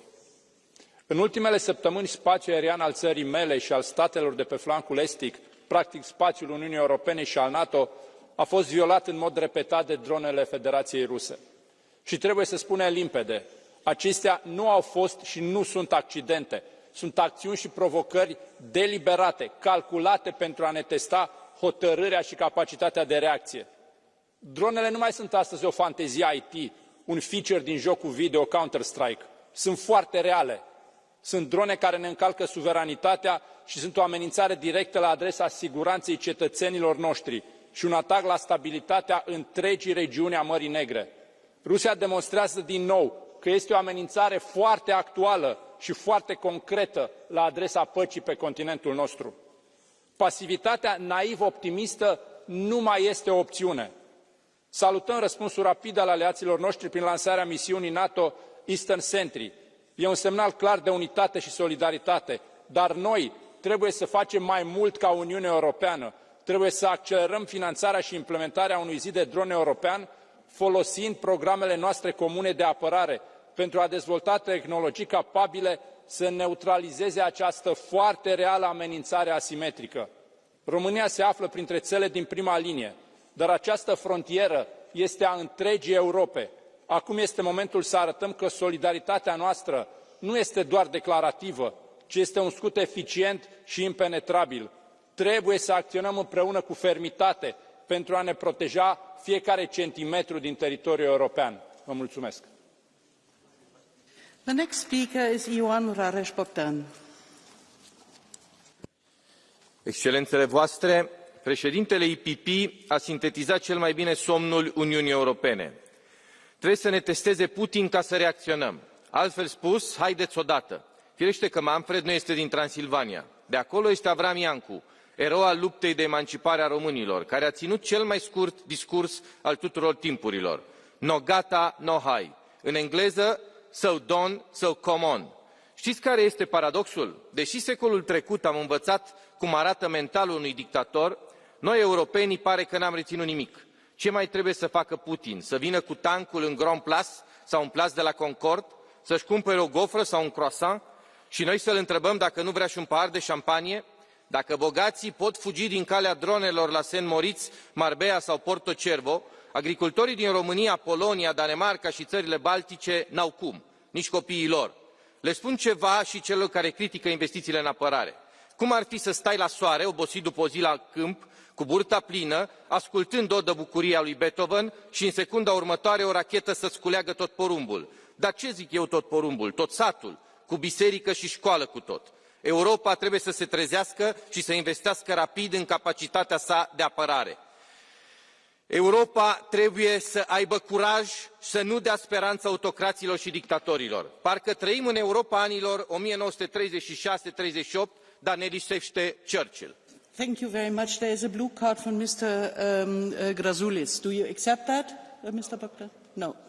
Okay, then we come to the next speaker. That's Lucia Annunziata.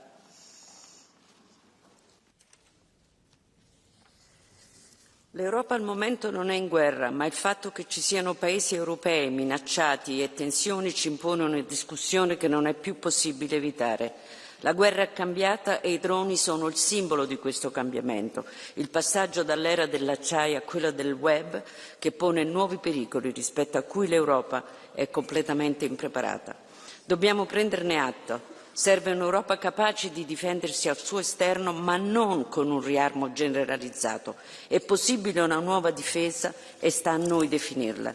Una difesa integrata e coordinata, che non sia strumento di offesa della libertà dei popoli. Finisco qui richiamando l'articolo forse più importante della Costituzione italiana, l'articolo 11, che rifiuta la guerra, ma che al contempo considera anche parte della Costituzione inalienabile la difesa del Paese e dei cittadini. The next speaker is Alexander Vondra. Thank you. Ladies and gentlemen, I think 2 points I see as critical here. First, instead of just reacting, we must be proactive. Since 2014, we have always been one step behind. Too late to provide air defence, too late to allow Ukrainians to hit the targets inside Russia. Putin is not a peacemaker but conqueror and understands only one language, power. Secondly, it is the national governments that must do their part first by raising defence budgets, enhancing the industrial base, strengthening the civil preparedness. But we cannot overlook the elephant in the room. Our economies, our industries are shrinking under the excessive climate regulations. If we want to succeed, This legislative moloch must be dramatically cut down. The next speaker is Peter Volgin. Уважаеми колеги, страдащите от шизофрения получават халюцинации, а страдащите от хронична русофобия халюцинират, че всеки непознат предмет, който се изпречи на пътя им, бил той детската играчка лабубо или дрон, задължително е произведен в Русия. Болните от антируска истерия са убедени, че лично Путин, застанал на терасата в Кремъл, изпраща дронове в Западна Европа с цел да разруши хармоничното европейско съществуване. И докато Брюксел, Берлин, Париж, Лондон затъват в собствените си антируски фантасмагории, истинските проблеми на Европа се задълбочават. Нормалните европейци обедняват все повече, незаконната емиграция се разраства, а ислямският тероризъм взима още и още жертви. Докато британският премиер Стармър се готви да воюва с Русия, в британския град Манчестър беше извършен ислямистки терористичен акт, при който имаше убити. Това, за жалост, е логичният резултат от действията на все по-откъснатия от реалността европейски елит. Тотално обсебен от въображаеми заплахи, този елит не осъзнава, че именно неговите налудни действия са най-голямата заплаха за Европа. Благодаря. The next speaker is Pekka Toveri. Thank you, Madam Vice President, dear colleagues. Even after these recent violations by Russia, some people say that we are not in war with Russia. And this is true. However, Russia is in war with us, and this is not me saying this, it's Putin himself saying so. Russia has waged a hybrid war against us, and it has prepared for conventional attack against us for over 15 years, constantly increasing its effort to destabilize us. And those who suspect the GPS jamming coming from Russia, welcome to Finland. We can show it. And why would they stop when there is no attribution, no prize, just reward for these actions against us? In stopping Russian attacks, drone wall is good, but attribution is better. Russia won't stop before it pays for its crimes. So let's put that price to Russia. Let's stop the shadow fleet for good. Let's take the Russian frozen assets to support Ukraine. Let's increase sanctions also to the third countries supporting Russia. That is the only language that Russia understands and the only way to stop its attacks. Thank you. Thank you very much. The next speaker is Joanna Scheuring-Wielgus. Pani Przewodnicząca, Pani Komisarz, zawsze jak rozmawiamy o Rosji, po tej stronie sali, jak grzyby po deszczu, wyrastają agenci Putina. Ja już naprawdę nie wiem, jak prościej można to powiedzieć. Rosja jest agresorem, Putin jest zagrożeniem. Ale nie mówię tylko tutaj o ataku dronów czy samolotów nad przestrzenią powietrzną Europy. Skupmy się również na tym, co się dzieje w przestrzeni internetowej. Polska jest jednym z najbardziej atakowanych krajem w Unii Europejskiej. W zeszłym roku przeszło 100 tysięcy ataków w cyberprzestrzeni. Do teraz, do października, już 170 tysięcy ataków w cyberprzestrzeni, a zeszłego dnia 2330. To są fakty, to nie są mrzonki. Jeżeli Państwo tego nie widzicie, to się obudźcie, bo działacie na korzyść Putina, a nie na korzyść naszego bezpieczeństwa. There is a blue card from Mr. Grazoulis. Do you accept that? There is a blue card from Mr. Grazoulis. Do you accept it? Yes. Please, Mr. Grazoulis, 30 seconds. Gerbiama pranešėja, noriu paklausti kaip valdančios daugumos atstovės. Europos Sąjunga tik kalba, bet nelabai kokių konkrečių veiksmų imasi. Štai pastaruoju metu Lietuva, mano šalis, yra NATO šalis. Įskrenda dronai, krašto apsaugos ministrė sako, kad čia nebuvo dronai, o žvirblių būrys. Bet po 2 savaičių randa dronus kariniam poligone. Dabar prieš porą dienų įskrenda oro balionai. Sako, neturim ko numušti. Nu tai pasakau, imkit lanką, strėlę ir numuškit. Ir taip tiesiog gėda prieš visą Europą ir pasaulį. Kada imsis rimtų sprendimų Europos Sąjunga? Tai ir uždaviau. To wstyd i hańba, że siedzi pan tutaj na tej sali i opowiada takie głupoty. Nie siedział pan tutaj wcześniej, nie widziałam pana. Jasno i wyraźnie było powiedziane, na co idą teraz pieniądze i jak wygląda bezpieczeństwo. Nie widział pan, jak Europa się zjednoczyła w momencie, kiedy był atak dronów nad Polską? Jest pan ślepy? Nie widzi pan tego?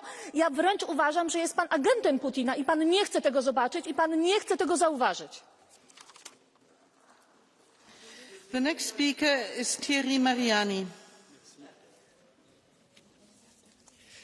Quand les violations de l'espace aérien sont clairement identifiées, alors oui, elles sont inadmissibles. Mais le courage réside aussi dans le fait d'appliquer cette indignation à toutes les violations et pas seulement à celles qui vous arrangent. Entre juillet et décembre 2024, 900 violations de l'espace aérien et 45 violations de l'espace maritime ont été commises par la Turquie contre Chypre. Pour la Grèce, en 2025, déjà plus de 150 violations de l'espace aérien grec et plus de 1800 violations de l'espace maritime par des avions et des bateaux turcs. Et là, pas de débat, tout le monde trouve ça normal, tout le monde se tait. Alors oui, il faut défendre notre souveraineté, toute notre souveraineté, pas seulement celle qui justifierait une nouvelle guerre sainte face à la Russie, car cette guerre n'est pas la nôtre, et j'attends la même indignation quand la Turquie viole aussi l'espace aérien d'États européens. The next speaker is Christian Terhes. Thank you. Dear colleagues, Russia's incursions into EU and NATO airspace over Romania, Poland, Estonia and other countries are not accidents nor navigational errors. They are deliberate provocations designed to test our response time, radar coverage and political will. Each airspace violation is reconnaissance. Moscow studies our coordination and readiness without crossing a formal threshold of war. These calculated violations are part of a broader psychological and hybrid warfare campaign aimed at intimidating and shifting public opinion as well as normalising aggression. Scrambling jets and issuing diplomatic protests or condemnations are necessary EU and NATO responses, but they are not sufficient. From a military standpoint, true deterrence demands visible readiness, joint patrols, and immediate and firm consequences for repeat violations. Any hesitation is perceived in Moscow not as an act of goodwill, but a weakness. A weakness always invites to more aggression. I call, therefore, that in the case of a future EU and NATO airspace violation, after an initial warning, the objects be shut down. Thank you. The next speaker is Juan Ignacio Zoido Alvarez. Gracias, presidenta. Señor comisario, en cuestión de semanas, las incursiones de drones rusos en el espacio aéreo europeo se han vuelto más frecuentes y más atrevidas. Ya no se lanzan solo desde suelo ruso, ahora despegan desde los cientos de buques fantasma que rodean nuestras costas. Los drones ya no llegan únicamente del este, ahora lo hacen desde todas las direcciones. Lo que comenzó en Polonia se expande hoy por toda Europa.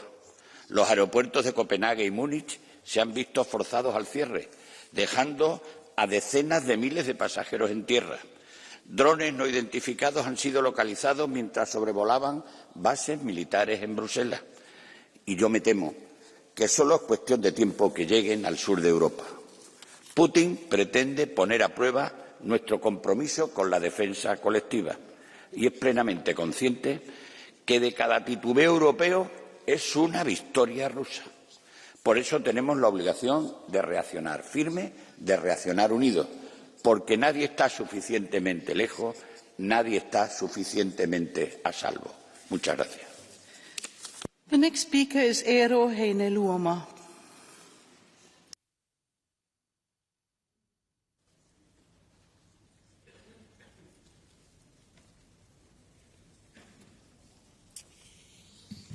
Euroopan unioni elää historiansa vaarallisinta aikaa. Sota on todellisuutta Euroopassa. Venäjän perusteeton hyökkäys Ukrainassa jatkuu 4. vuotta. Venäjän aggressiiviset toimet ulottuvat yhä enemmän koko Eurooppaan. Ilmatilaamme loukataan toistuvasti. lentoyhteyksiämme häiritään. Droonit ovat todellisuutta erityisesti EUn itärajalla. Komissio ja komission puheenjohtaja Ursula von der Leyen ansaitsevat ison tunnustuksen nopeasta reagoinnista drooniuhkan lisääntymiseen. Droonimuuri todellakin tarvitaan ja suurimmat panostukset tulee tehdä siellä, missä riski on suurin, EUn itärajalla. Nyt tarvitsemme yhtenäisyyttä ja solidaarisuutta, ei sisäpoliittista nahinointia. Toimikaamme niin, että tulevat polvet ovat ylpeitä siitä, miten nykyiset päättäjät puolustivat EUn itsemääräämisoikeutta ja toimintakykyä, Ukrainan itsemääräämisoikeutta ja kansojen vapautta. The next speaker is Virginijus Sinkevicius.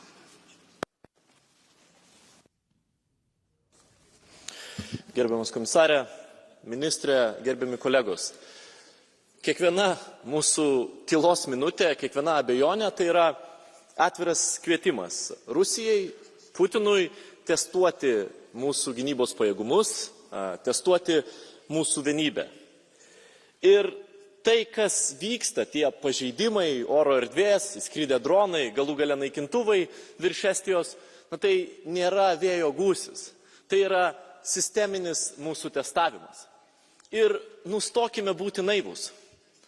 Kalbėtis galima su bet kuo, kalbėtis galima ir su nusikaltėliais, bet klausimas, kaip mes norime kalbėtis. Ar mes norime, kad Europa kalbėtųsi ant kelių, ko siekia būtent ši pusė parlamento, ar vis dėlto mes norime kalbėtis su nusikaltėliu Hagoje. Ir tai yra esminis klausimas. Ir šiandien mes turime veikti. Europa privalo užsidaryti savo dangų, Europa privalo atkurti savo gynybos architektūrą. Ne popierinę, o realią. Nelaukti rytojaus, o tai daryti šiandien. The next speaker is Salvatore De Meo. Grazie Presidente. Le violazioni dello spazio aereo e delle infrastrutture critiche degli Stati membri sono episodi che hanno messo a dura prova la sicurezza europea. Sono dei veri e propri test di resistenza politica e militare che mirano a misurarne la vulnerabilità e la capacità di reazione. Ed è per questo che serve una risposta unita e determinata, rafforzare la sorveglianza congiunta, sviluppare rapidamente la rete paneuropea di difesa aerea e dronica, migliorare la condivisione di dati e i meccanismi di allerta. La sicurezza dei nostri cieli, delle nostre infrastrutture, dei nostri mari significa garantire la sicurezza dei nostri cittadini e delle nostre economie. Questo però non significa armare l'Europa, ma costruire una cultura comune della difesa che vada oltre la dimensione militare, che unisca la diplomazia, l'industria, l'innovazione, oppure, rendiamoci conto, resteremo vulnerabili e dipendenti. Una difesa comune che non sostituisca la NATO, ma ne rafforzi il pilastro europeo, rendendo l'Alleanza Atlantica più solida e credibile. Alcide De Gasperi, più di 70 anni fa, aveva compreso che la pace e la sicurezza dell'Europa passano da una difesa comune. Oggi spetta a noi dare finalmente concretezza a quella visione, trasformandola in realtà. Thank you very much. The next speaker is Per Clausen.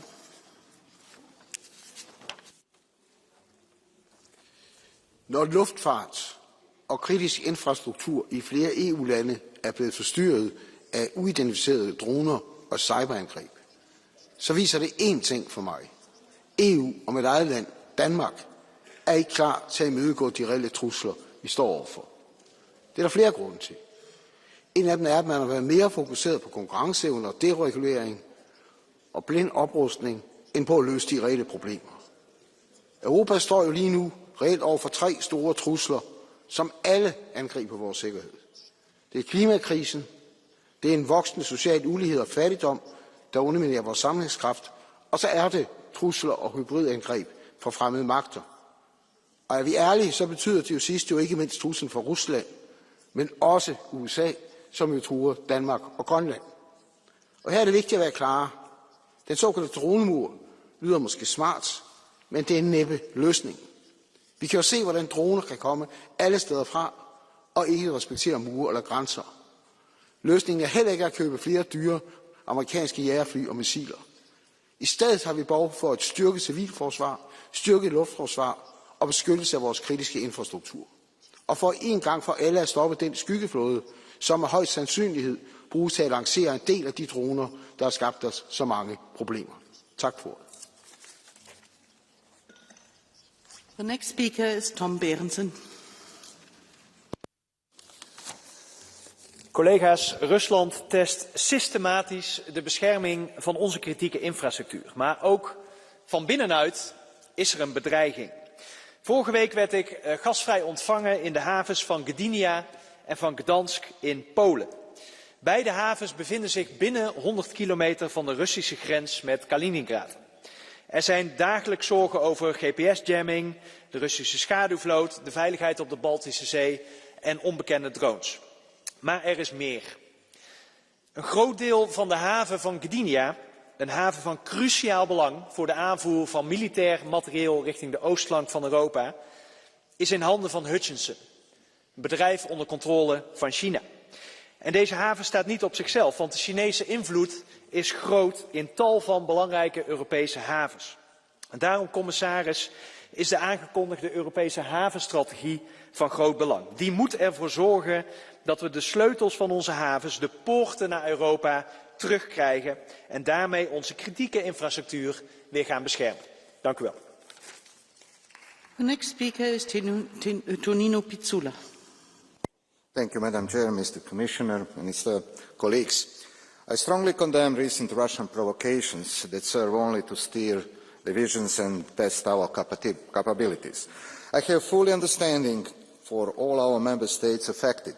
I also believe that these innovative methods of provocations are a tool used in the same way as disinformation started through social media some 10 years ago.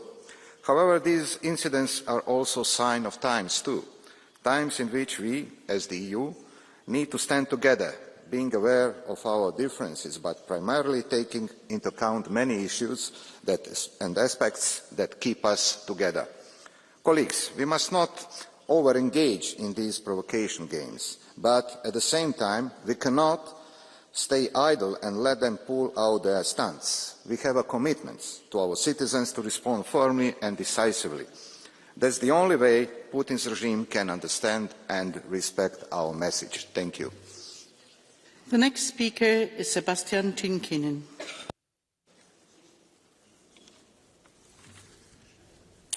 Arvoisa puhemies, Venäjä käy järjestelmällistä hybridisotaa Eurooppaa vastaan. Informaatio-operaatioita, salamurhia, kyberiskuja, siirtolaisten välineellistämistä, kriittisen infrastruktuurin sabotaasia, elektronista sodankäyntiä ja GPS-häirintää. Tuoreet ilmatilaloukkaukset ovat jopa Venäjän mittapuulla poikkeuksellisen röyhkeitä.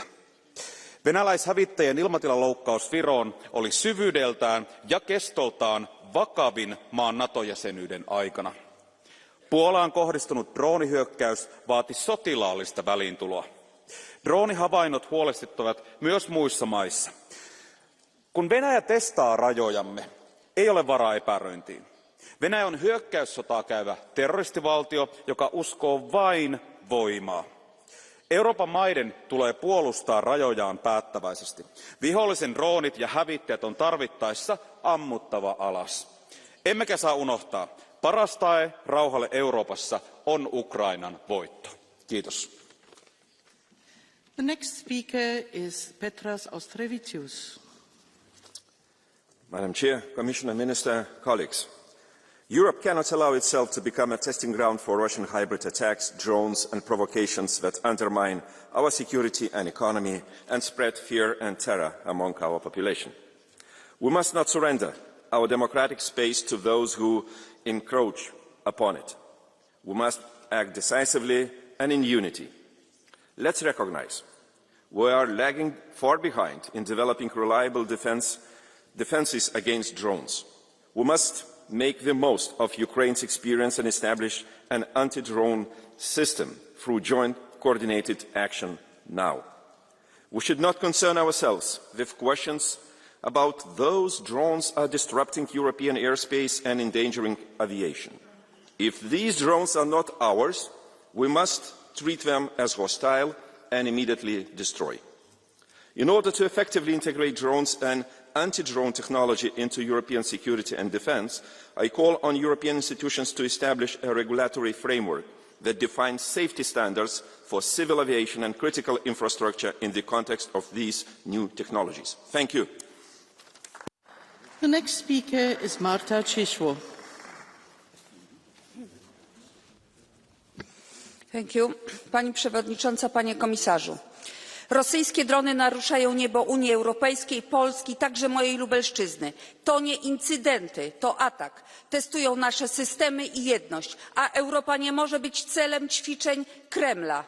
Musimy działać razem natychmiast. Potrzebujemy europejskiej tarczy antydronowej, magazynów, efektywnej logistyki, inwestycji dual use, wspólnego dowodzenia i realnej obrony obywateli. Artykuł 42 musi wreszcie działać w praktyce, nie tylko na papierze. Zmarnowaliśmy już zbyt wiele czasu. Nie możemy czekać, aż kolejne drony spadną na nasze domy, szkoły czy szpitale. Rosyjski imperializm trzeba zatrzymać tu i teraz, natychmiast, z odwagą. Dlatego należy wykorzystać rosyjskie zamrożone aktywa. Dlatego należy wzmocnić europejski przemysł obronny, także poprzez zniesienie ETS-ów na produkcję stali, chemii przemysłowej w imię bezpieczeństwa 500 milionów obywateli Unii Europejskiej. Dość czekania, trzeba działać. Panie komisarzu, o to proszę. The next speaker is Juan Fernando López Aguilar.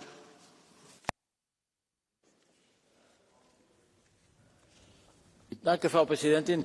Llevamos horas debatiendo una amenaza real, creciente y reiterada, violación de nuestro espacio aéreo por drones rusos, en una guerra híbrida de Putin contra la Unión Europea y todo lo que la Unión representa. ¿Y qué lecciones surgen después de haber escuchado a la presidenta von der Leyen? La primera, la unidad, claro que sí. Y la segunda, una estrategia para construir un muro europeo antidrones y un escudo europeo de defensa aérea y espacial. Pero no basta con enunciarla. Desde luego, para que sea eficaz, no puede depender del incremento de 27 esfuerzos fragmentados de 27 presupuestos nacionales. No, es un ejemplo de libro de la necesidad de apuntar a una integración de nuestras capacidades de ciberseguridad con tecnologías sofisticadas que detecten, derriben drones hasta disuadir a Putin. Pero además debe ser creíble y esto significa que no puede perjudicar lo que la Unión Europea realmente representa. La generación de inversiones y recursos requiere recursos propios e inversiones estratégicas de la propia Unión Europea y, por tanto, no puede perjudicar ni la política social, ni de cohesión, ni la solidaridad, ni tampoco, por supuesto, ese pilar social del que depende la dignidad del trabajo y la vivienda que tanto preocupa a los europeos. Gracias, presidenta. Thank you very much. The next speaker is Nister. Arvoisa puheenjohtaja, Venäjän kiihtyneet hybridioperaatiot ovat merkki muutoksesta. Venäjä on yhä epätoivoisempi. Se pyrkii yhä epätoivoisemmin hajottamaan meitä ja kykyämme toimia arvojemme puolesta. Vastatoimiemme on oltava määrätietoisia. Samalla kun torjumme hallitusti droonioperaatiot ja ilmatilaloukkaukset, on meidän varmistettava, että ne eivät vie meidän huomiota siltä, mitä Venäjä todella pelkää. Venäjän jäädytetyt varat on valjastettava käyttöön sotakorvauslainana Ukrainan hyväksi. Varjolaivasto on pysäytettävä vaatimalla joka alukselta riittävät vakuutukset Tanskan salmilla. Tukeamme Ukrainalle on kasvatettava niin taloudessa kuin asetoimituksissakin. Venäjän fossiilienergian tuonti on lopetettava kertaheitolla ja täyskiellolla. Se tarkoittaa yli 20 miljardin euron vuositulojen menetystä Venäjälle. Samalla Venäjän vastaisia pakotteita maailmalla on kiristettävä laajalla yhteistyöllä. Venäjän uhka siis torjutaan määrätietoisella toiminnalla ja olennaista on se, että aloite pidetään meille. The next speaker is Esther Lakos. Thank you. Tisztelt kollégák! Az uniós tagállamok légterének közelmúltbeli megsértése és a kritikus infrastruktúránk elleni támadások nem elszigetelt incidensek. Egy tudatos, koordinált orosz kampány részei, amelynek célja Európa tesztelése és gyengítése. A dezinformációs kampányokkal együtt annak a hibrid stratégiának a részei, amely biztonságunk, egységünk és demokráciánk megingatására irányul. Ez a kampány már nem rejtőzik az árnyékban. Amikor Putyin elnök nyilvánosan kijelentette, hogy a magyarok szerinte csak Orbán alatt maradhatnak magyarok, felfedte Moszkva valódi stratégiáját, az identitás kérdésével akarják megosztani az embereket. Ez már nem diplomácia, hanem nyílt külföldi beavatkozás. Azzal fenyegette a magyarokat, hogy dönteniük kell magyarságuk és európai jövőjük között. Válaszunknak ugyanolyan összehangoltnak kell lennie, mint magának a fenyegetésnek. Meg kell erősítenünk a kollektív védelmünket, például a keleti pajzsal, és ellenállóvá kell tenni a társadalmat a hibrid támadásokkal szemben, intézményétől kezdve a médián át egészen a polgárokig. Csak egységben és eltökéltséggel védhetjük meg nem csak határainkat és rendszereinket, hanem azokat a demokratikus értékeket is, amely identitásunk alapját képezik. Mrs. Lakos, there is a blue card from Mr. András László. Do you accept it? Yes, please.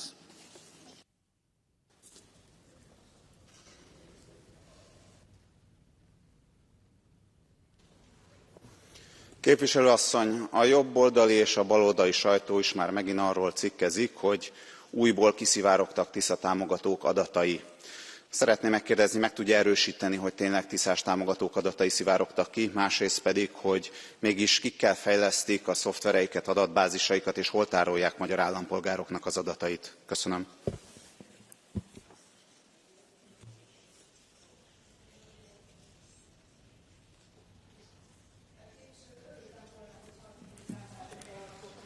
Mikrofon.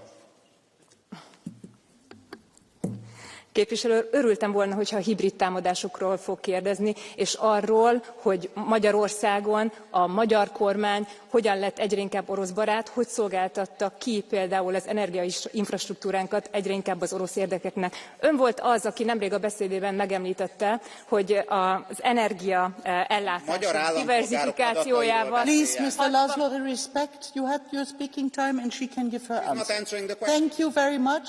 You had the 30 seconds and now that are the 30 seconds for the colleague. Emlékeztetni szeretném, hogy az önök kormánya, a magyar Orbán kormány volt az, aki 2021-től 24-ig 60%-ról 85%-ra emelte az orosz olajimportot. És hogyha ez az import növekedett, akkor önök miért nem diverzifikáltak? És a másik kérdésem pedig az, hogy ön azt mondta, Mrs. Lakos, also your 30 seconds are gone now, because in the catch the eye you have 30 seconds here and 30 seconds there. And please, Mr. László, respect the time. Now we come to the catch the eye, and our first speaker is Dariusz Joński. 1 minute. Szanowna Pani Przewodnicząca, Panie Komisarzu, bardzo dziękuję za tę debatę, bo ona jest kluczowa z punktu widzenia bezpieczeństwa całej Europy. Bo Rosja już nie tylko grozi, ale Rosja również atakuje dronami, cyberatakami, prowokacjami na nasze granice. I to nie są jednostkowe przypadki. To takie systemowe testowanie naszej odporności Europy i próba sprawdzenia, czy się cofniemy, czy będziemy razem. Dzisiaj Europa stoi przed wyborem: strach albo siła. My wybieramy siłę, wybieramy jedność i wybieramy obronę, bo jeśli nie obronimy wschodniej granicy, to nie obronimy żadnej. Rosja prowokuje, a Europa musi odpowiedzieć twardo, razem i skutecznie. I dlatego też jako delegacja EPP proponujemy konkretne rozwiązania, a nie deklaracje. Realny wspólny system obrony przed dronami, ochronę portów, lotnisk, infrastruktury energetycznej, ale również tarcza wschód, która jest prawdziwa linia obrony Unii Europejskiej. Bardzo dziękuję. The next speaker under Catch the Eye is Vytenis Povilas Andriukaitis. Thank you so much. Dear Commissioner, we condemned in the strongest terms Putin's aggressions against Ukraine and military and hybrid provocations against the EU and its member states. European Commission proposed first the protection of sovereignty and critical infrastructure of the European Union and its member states. Second, creation of multi-layered anti-drone and air defense system. Third, coordination with NATO. And fourth, boost investment in security and defense union in a coordinated manner. I welcome those proposals. It's really a very strong statement. enforcement. But the report based on research carried out for the European Parliament Research Services shows that the cost of non-EU in defence spending estimated to range from 18 to 57 billion euro per year. And I ask you, Mr. Commissioner, to encourage member states to understand that we need to spend every euro and to act in coordinated manner. Don't allow member states to act separately because the cost will be very high, much higher. We need strongest and united response. Thank you, Commissioner. The next speaker is Arkadiusz Mularczyk. He's not there? Okay. Then we take Lubica Karavazova.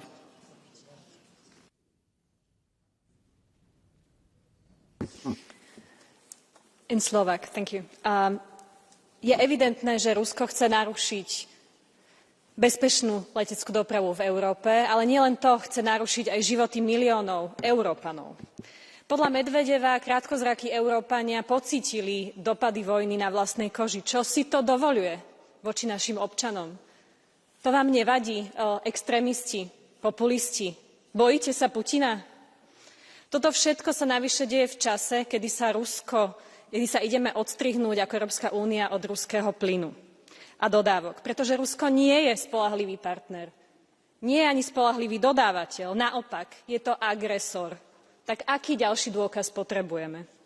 Je nepochopiteľné, že niektorí lídri, ale aj niektorí poslanci tohto parlamentu to stále nevidia a odmietajú pochopiť. Naša bezpečnosť a energetická bezpečnosť idú ruka v ruke.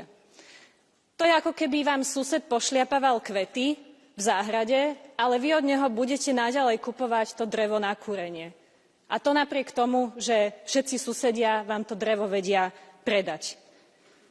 Pre niektorých je svet bez Ruska nepredstaviteľný. Ale ja verím v Európsku úniu a viem, že to zvládneme. Ďakujem. The next speaker is Jaume Asensio Tra. Presidenta, llevamos 4 horas hablando de cómo proteger el territorio europeo sobre las posibles amenazas de Rusia, pero ni un solo minuto sobre los ataques reales que se están produciendo sobre el territorio europeo contra ciudadanos europeos. Esta misma madrugada, un barco europeo de la flotilla de la Libertad que llevaba ayuda humanitaria ha sido atacada. Y eso, en derecho internacional, es territorio europeo. Con Rusia, los cielos blindados. Con Israel, cerramos los ojos y seguimos mandando armas que utilizan contra nuestros ciudadanos. Esto es un doble rasero. Y aquí ni una palabra de condena, ni tan siquiera se puede debatir sobre ello. Si hablamos de las amenazas que sufren los ciudadanos europeos en territorio europeo, hablemos de todas las amenazas, porque esta amenaza es real, ha sucedido esta madrugada y los tripulantes han sido secuestrados y seguramente serán torturados como pasó la semana pasada. Por favor, hablemos también de eso. The next speaker is Liudas Masilis. Thank you, President, Commissioner, colleagues. The recent violations of Europe's airspace and critical infrastructure are not accidents, and they are not mere provocations. They are deliberate acts of hostility. Russia is not intended to declare officially the war. The war simply is going on. We should try to avoid the fatal mistakes of the past. Today, history stands at our doorstep once again. War is raging on our continent, and the integrity of borders is no longer an abstract principle. Europe's response must be immediate, coordinated and unmistakable. Our skies, our territory and our seas are not negotiable. Every act of aggression must be met with firm political, economic and, if necessary, military consequences. Thank you. The next speaker is Michal Dżerba. Panie komisarzu, sytuacja jest bardzo poważna i wiele wskazuje na to, że to wtargnięcie rosyjskich systemów bezzałogowych to dopiero początek scenariusza eskalacyjnego z dronami w roli głównej. Dlatego bardzo ważne jest to, o co zabiegamy wspólnie, budowa ściany dronowej, systemów zwalczania bezzałogowców. Chcę bardzo wyraźnie powiedzieć, że w realiach wojny dronowej mamy do czynienia również z wojną technologiczną. Musimy być gotowi w każdej chwili na ulepszenie, wzmocnienie skali również produkcji. Ale nie ma co wyważać otwartych drzwi.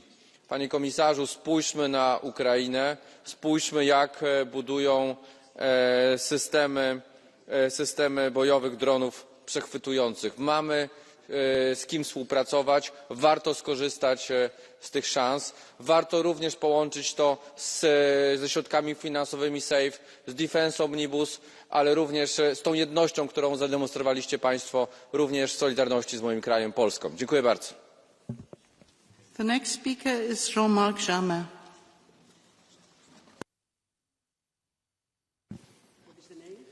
Madame la ministre, monsieur le commissaire, Belgique, Pologne, Danemark, Roumanie, les incursions de drones dans l'espace aérien de l'Union européenne se multiplient.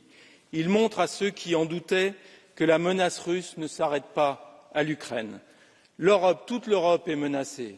L'Europe doit répondre. Et je dois dire, monsieur le commissaire, madame la ministre, que l'échec hier du troisième trilogue sur le programme des industries de défense européenne est pathétique. La vérité me doit dire que la responsabilité ne vient pas à la Commission. Les responsables, madame la ministre, ce sont les États membres qui refusent de mettre les moyens financiers sur la table. Nous sommes attaqués et quelle est la réponse proposée? 1,5 milliard d'euros. Autant dire rien ou presque rien. Les ennemis, nos ennemis, se frotteront les mains si l'Europe de la défense n'est qu'un tigre de papier. Alors il est grand temps de changer de braquet. Avec mes collègues rapporteurs, nous avons ouvert toutes les pistes, comme puiser dans les 150 milliards de SAFE ou des moyens de la facilité pour la reprise post-Covid. Saisissez-les, Madame la Ministre, organisez sans délai un tour de table financier et revenez devant nous avec une ambition collective digne de ce nom. Je vous remercie. The next speaker is Elżbieta Katarzyna Lukasz-Jewska. Pani przewodnicząca, tym, co bardzo niepokoi, jest świadomość, jak wielu w Europie mamy pożytecznych idiotów Putina, którzy pomagają siać dezinformację i fake news. I przerażające jest, że są politycy, także na tej sali, którzy cały czas uważają, że z Putinem można negocjować. Szanowni Państwo, Putin rozumie tylko język siły, o czym wielokrotnie na tej sali mówiliśmy. Naruszenie przez rosyjskie drony przestrzeni powietrznej Polski, Estonii i innych krajów to nie są przypadki. To rosyjska prowokacja i test naszej europejskiej reakcji i solidarności. Putin testuje Europę, jak daleko może się posunąć. Dlatego nasza reakcja musi być zdecydowana. Potrzebujemy działań, a nie oświadczeń. Potrzebujemy inwestycji w tarcze obronne, systemy antyradarowe, a przede wszystkim wzmacniania europejskiego przemysłu obronnego, zdjęcia z niego kajdanów, ograniczeń i przepisów, które niestety nie przystoją do dzisiejszych wyzwań, zagrożeń i oczekiwań. Dziękuję bardzo. Als nächster Redner Helmut Brandstätter. Danke, Frau Präsidentin, Herr Kommissar. Wir haben heute in dieser Diskussion erlebt, nicht nur, dass Putin uns mit hybriden Krieg bedroht, sondern auch, dass hier Freundschaft hat und Marionetten sitzen hat. Und zumindest zwei Parteien in diesem Haus, die österreichische FPÖ und die italienische Lega, haben einen Vertrag mit der Partei Putins, und da steht unter anderem drinnen, die Jugend soll gemeinsam zur Stärkung der Freundschaft der jungen Generation im Geist von Patriotismus erzogen werden. Das heißt, der Putin, der seine Jugend in den Krieg zum Morden schickt und der die Ukrainerinnen und Ukrainer ermorden lässt, der soll gemeinsam mit FPÖ und der Lega die Jugend erziehen. Das muss man sich einmal vorstellen. Und das sind die Leute, die hier in dem Parlament sitzen. Und wir wissen auch, Orban hat sich ausgeliefert.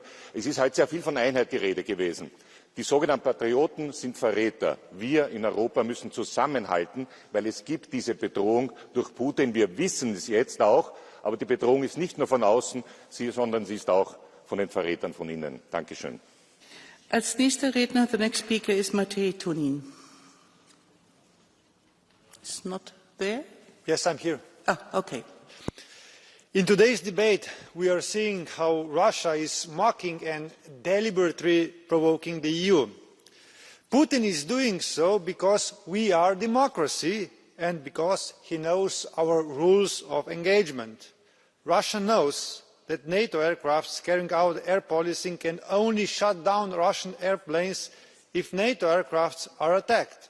So, the Russians are exploiting our rules of engagement so that they can use their propaganda machine to portray Europe as ineffective and slow. If they want to attack the EU, then they have made a strategic mistake. They have wasted the element of surprise. When the moment of truth comes, Europe will be better prepared for the Russian threats. The next speaker is Kostas Mavridis. Thank you, President. Here is a sample of wording from Madame von der Leyen's initial statement regarding the recent Russian drone incursion against our eastern borders. Quote, hybrid warfare, deliberate campaign against Europe. We want to respond with unity, with drone war and other actions. Unquote. We fully agree, united with actions to defend EU. However, hundreds and hundreds of air, naval and terrain violations are happening by Turkey against our borders in the eastern Mediterranean.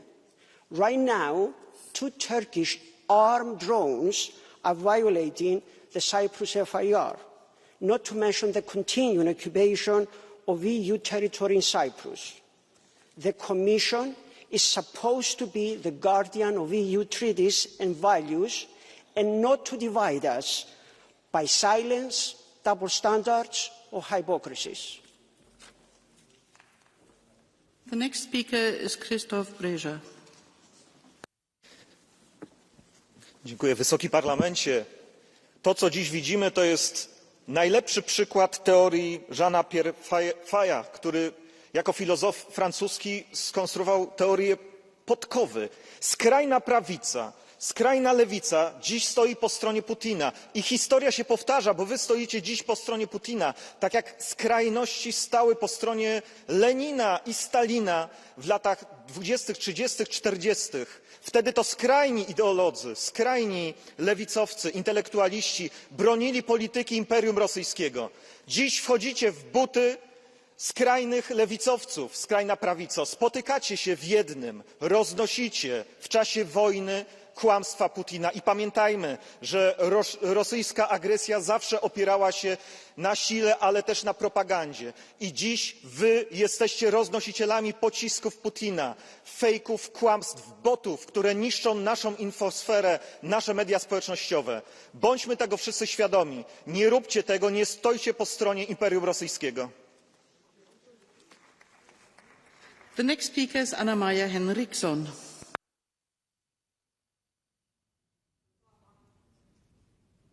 Fru talman! Det är alldeles klart att de kränkningar som Ryssland utsätter oss för i luften, på havet, på nätet är totalt oacceptabla. Och därför behöver medlemsländerna agera, därför behöver man verka tillsammans och EU måste också agera. Och därför är det också dags nu att ta i bruk de frysta ryska medlen för att stödja Ukraina. Ukrainas kamp varje dag är också vår kamp för frihet, för demokrati, för att människorna i Europa ska ha en framtid. Och av den här orsaken så önskar jag att kommissionen snabbt ska komma till beslut när det gäller en modell för att kunna använda de frysta ryska medlen. Sen behöver vi en drönarmur. Finlands 1340 kilometer långa gräns mot Ryssland är en del av Europas yttre och EUs yttre gräns. Vi behöver stärka hela vår östgräns och därmed också stärka hela Europa. The last speaker under Catch the Eye is Sean Kelly. How the narrative changes. A few months ago we were all dancing to the tune of Donald Trump. as he touted his peace initiative in Ukraine. Of course, Russia had no interest whatsoever in peace, as we have learned since, and also, of course, talking about peace in the middle of a war is like a football team talking about celebrations in the middle of a match. The best way to guarantee celebrations is to win the match. The best way to guarantee peace is to win the war. And in fairness to the Ukrainians, they are doing a damn good job at it. A 3-day war, in Putin's eyes, has extended to 3 years and a lot longer. He's lost 1,111,000 troops and is not making great progress, a kilometre here or a kilometre there.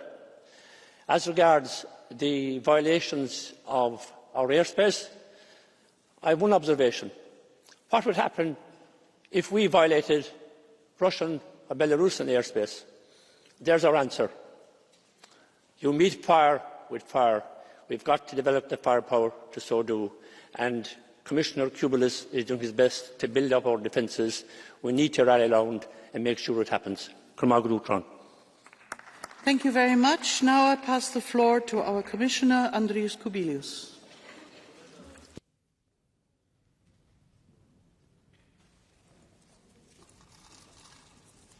Madam Chair, Minister, dear colleagues, really it was a great debate, great important debate, because issues which we are discussing are really very crucial. Quite many of speakers were repeating very well-known truths. We are not at war, but not at peace either. What we need to recognise is that perhaps it will continue for years to come, with provocations, disruptions, and sabotage acts. So we are really under attack, and we need to be ready for that, to defend and to deter in a united response, as this discussion is called. What we need to do is clear. Let's remember ancient Roman saying, if you want peace, prepare for the war. Another way, prepare for surrender. And if you want to have Putin-style peace. I would like to remind ourselves, it's Russia waged the war against Ukraine, not Ukraine attacked Russia. It's Russia started provocations against Poland, Baltic states, Copenhagen and other countries in Europe, not EU provokes Russia. In order to protect peace, we need to ramp up our material defence readiness, first of all, what we are doing, but also our institutional defence readiness and our political defence readiness. Either we are politically and practically preparing to deter Putin, or we are fighting each other. It's a choice for each of us. Russia's provocations are reckless, irresponsible and dangerous, a threat to the people and peace of Europe. They must serve as a wake-up call. We need to act very practically and effectively. Drones are the future of war and the future of provocations. It's a pity that here was a need of recent provocations for us to wake up. And it appears that we are badly prepared for this future. At the moment, our defences are really not ready to detect drones and to see and to track them when they are crossing our borders. In addition, shooting down a €10,000 drone with a €1 million missile is really not sustainable. And what we need to understand is that all of Europe is under threat. And I mean all of Europe. A Russian Geran 2 drone has a 2,500-kilometer range. And from Kaliningrad to Belarus, it can hit targets in Denmark, Sweden, Belgium, Netherlands, Germany, northern France, and Hungary. And it can reach even Brussels and Strasbourg. From container ships, drones can destroy targets all along the coast of Europe. The question is what needs to be done. There are a lot of things which we are doing and a lot of things which we need to do even more. But let me concentrate this time on drones and anti-drone capabilities. There is quite a broad agreement what we need to do. In the short run, we need to develop capabilities to better detect, track and identify drones with acoustic sensors, radars, satellites. In the longer run, capabilities to disarm or destroy drones with drone interceptors, electronic warfare and mobile units. For the eastern flank countries, also there is a need of capabilities to use the drones to hit the targets on the ground if an enemy will try to invade the country. A tailored approach, but that is what is needed. Frontline states have different needs compared to other countries, including countries in the Mediterranean, but all need capabilities to detect and to destroy drones. And above all, what we need is cooperation, of course. Exchange data to track incursions across national borders. Have interoperable situational awareness to jointly identify targets and carry out operations. We will work hand in hand with NATO. We cannot do this without Ukraine. Ukraine's air defences take down 70–80% of targets. Ukrainian drones chased the Russian fleet out of the Black Sea, brought the Russian advance to a standstill, and devastated the Russian strategic bomber fleet and oil refineries.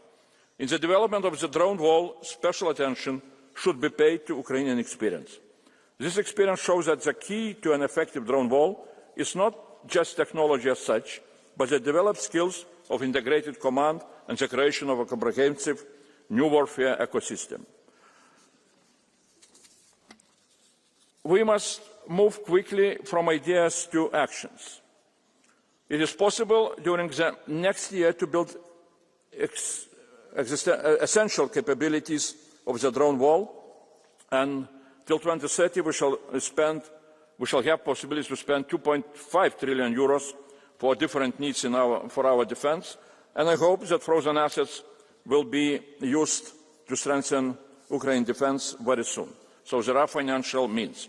I count on the support of this House to the ideas and to projects which we need to develop, and I am ready to work very intensively with the Parliament in order to rapidly develop needed capabilities. Thanks a lot. Thank you very much, Commissioner. And now I pass the floor to the Minister for European Affairs, Marie-Pierre. President, honourable members and Commissioner. I think there has been worrying comments in this debate, but this is probably also the most positive and hopeful debate I participated in. And it might sound like a paradox, because yes, Russia's actions are part of a serious escalation, and Europe is in a crucial time. And let us be clear, Russia will not stop. And therefore, we need strong unity and strong response. And that is exactly why I get hopeful when listening to this debate today. It illustrates what is happening. Europe stands more together. When Danish citizens from the Patriots criticized Denmark from receiving assistance last week during our informal European Council meeting in Copenhagen, it is not a sign of weakness. Denmark received police assistance from Sweden and Norway and military assistance from Germany and France. It is a display of unity. And what is about to happen? Europe stands more together. We need to show solidarity and action, as several of you said. That is what we do. And I agree with the comments from several of you, not all. But the debate shows broad political support for a stronger Europe and a stronger response. Mr. Halicki from EPP was advocating for a stronger defence industry in Europe. Madame Garcia Perez from S&D said that Ukraine needs to win. Madame Ayer from Renew said that we must be powerful if we want to be free. And Madame Reinke from the Greens said that we need European strength. And I think all these comments and many more show that the EU is getting better prepared, that we stand more united, but we must continue the course. We need to enhance our support for Ukraine to defend itself against Russia's war of aggression. And this requires state-of-the-art technology. And Ukraine is a key partner in this regard. We need to learn from their battlefield experience and foster close collaboration on defence industry with Ukraine, including on EU soil. At the same time, we must continue to maximize pressure on Russia. This requires urgently strengthening the restrictive measures against Russia and stepping up our outreach efforts to other countries. And last but not least, we need to ensure accountability for Russia's continued war of aggression in Ukraine. Russia's war crimes cannot be left unpunished. Thank you. Vielen Dank, Frau Ministerin. Vielen Dank auch allen Kollegen, die an dieser sehr wichtigen Debatte teilgenommen haben. Es waren sehr viele in der heutigen Debatte. Vielen Dank dafür. Zum Abschluss der Aussprache wurden 6 Entschließungsanträge eingereicht. Die Aussprache ist hiermit geschlossen und die Abstimmung findet morgen statt. Die Sitzung ist nun kurz unterbrochen. Sie wird in wenigen Minuten mit der Ansprache von Jens Frederik Nielsen, dem Premierminister Grönlands, wieder aufgenommen. Vielen Dank.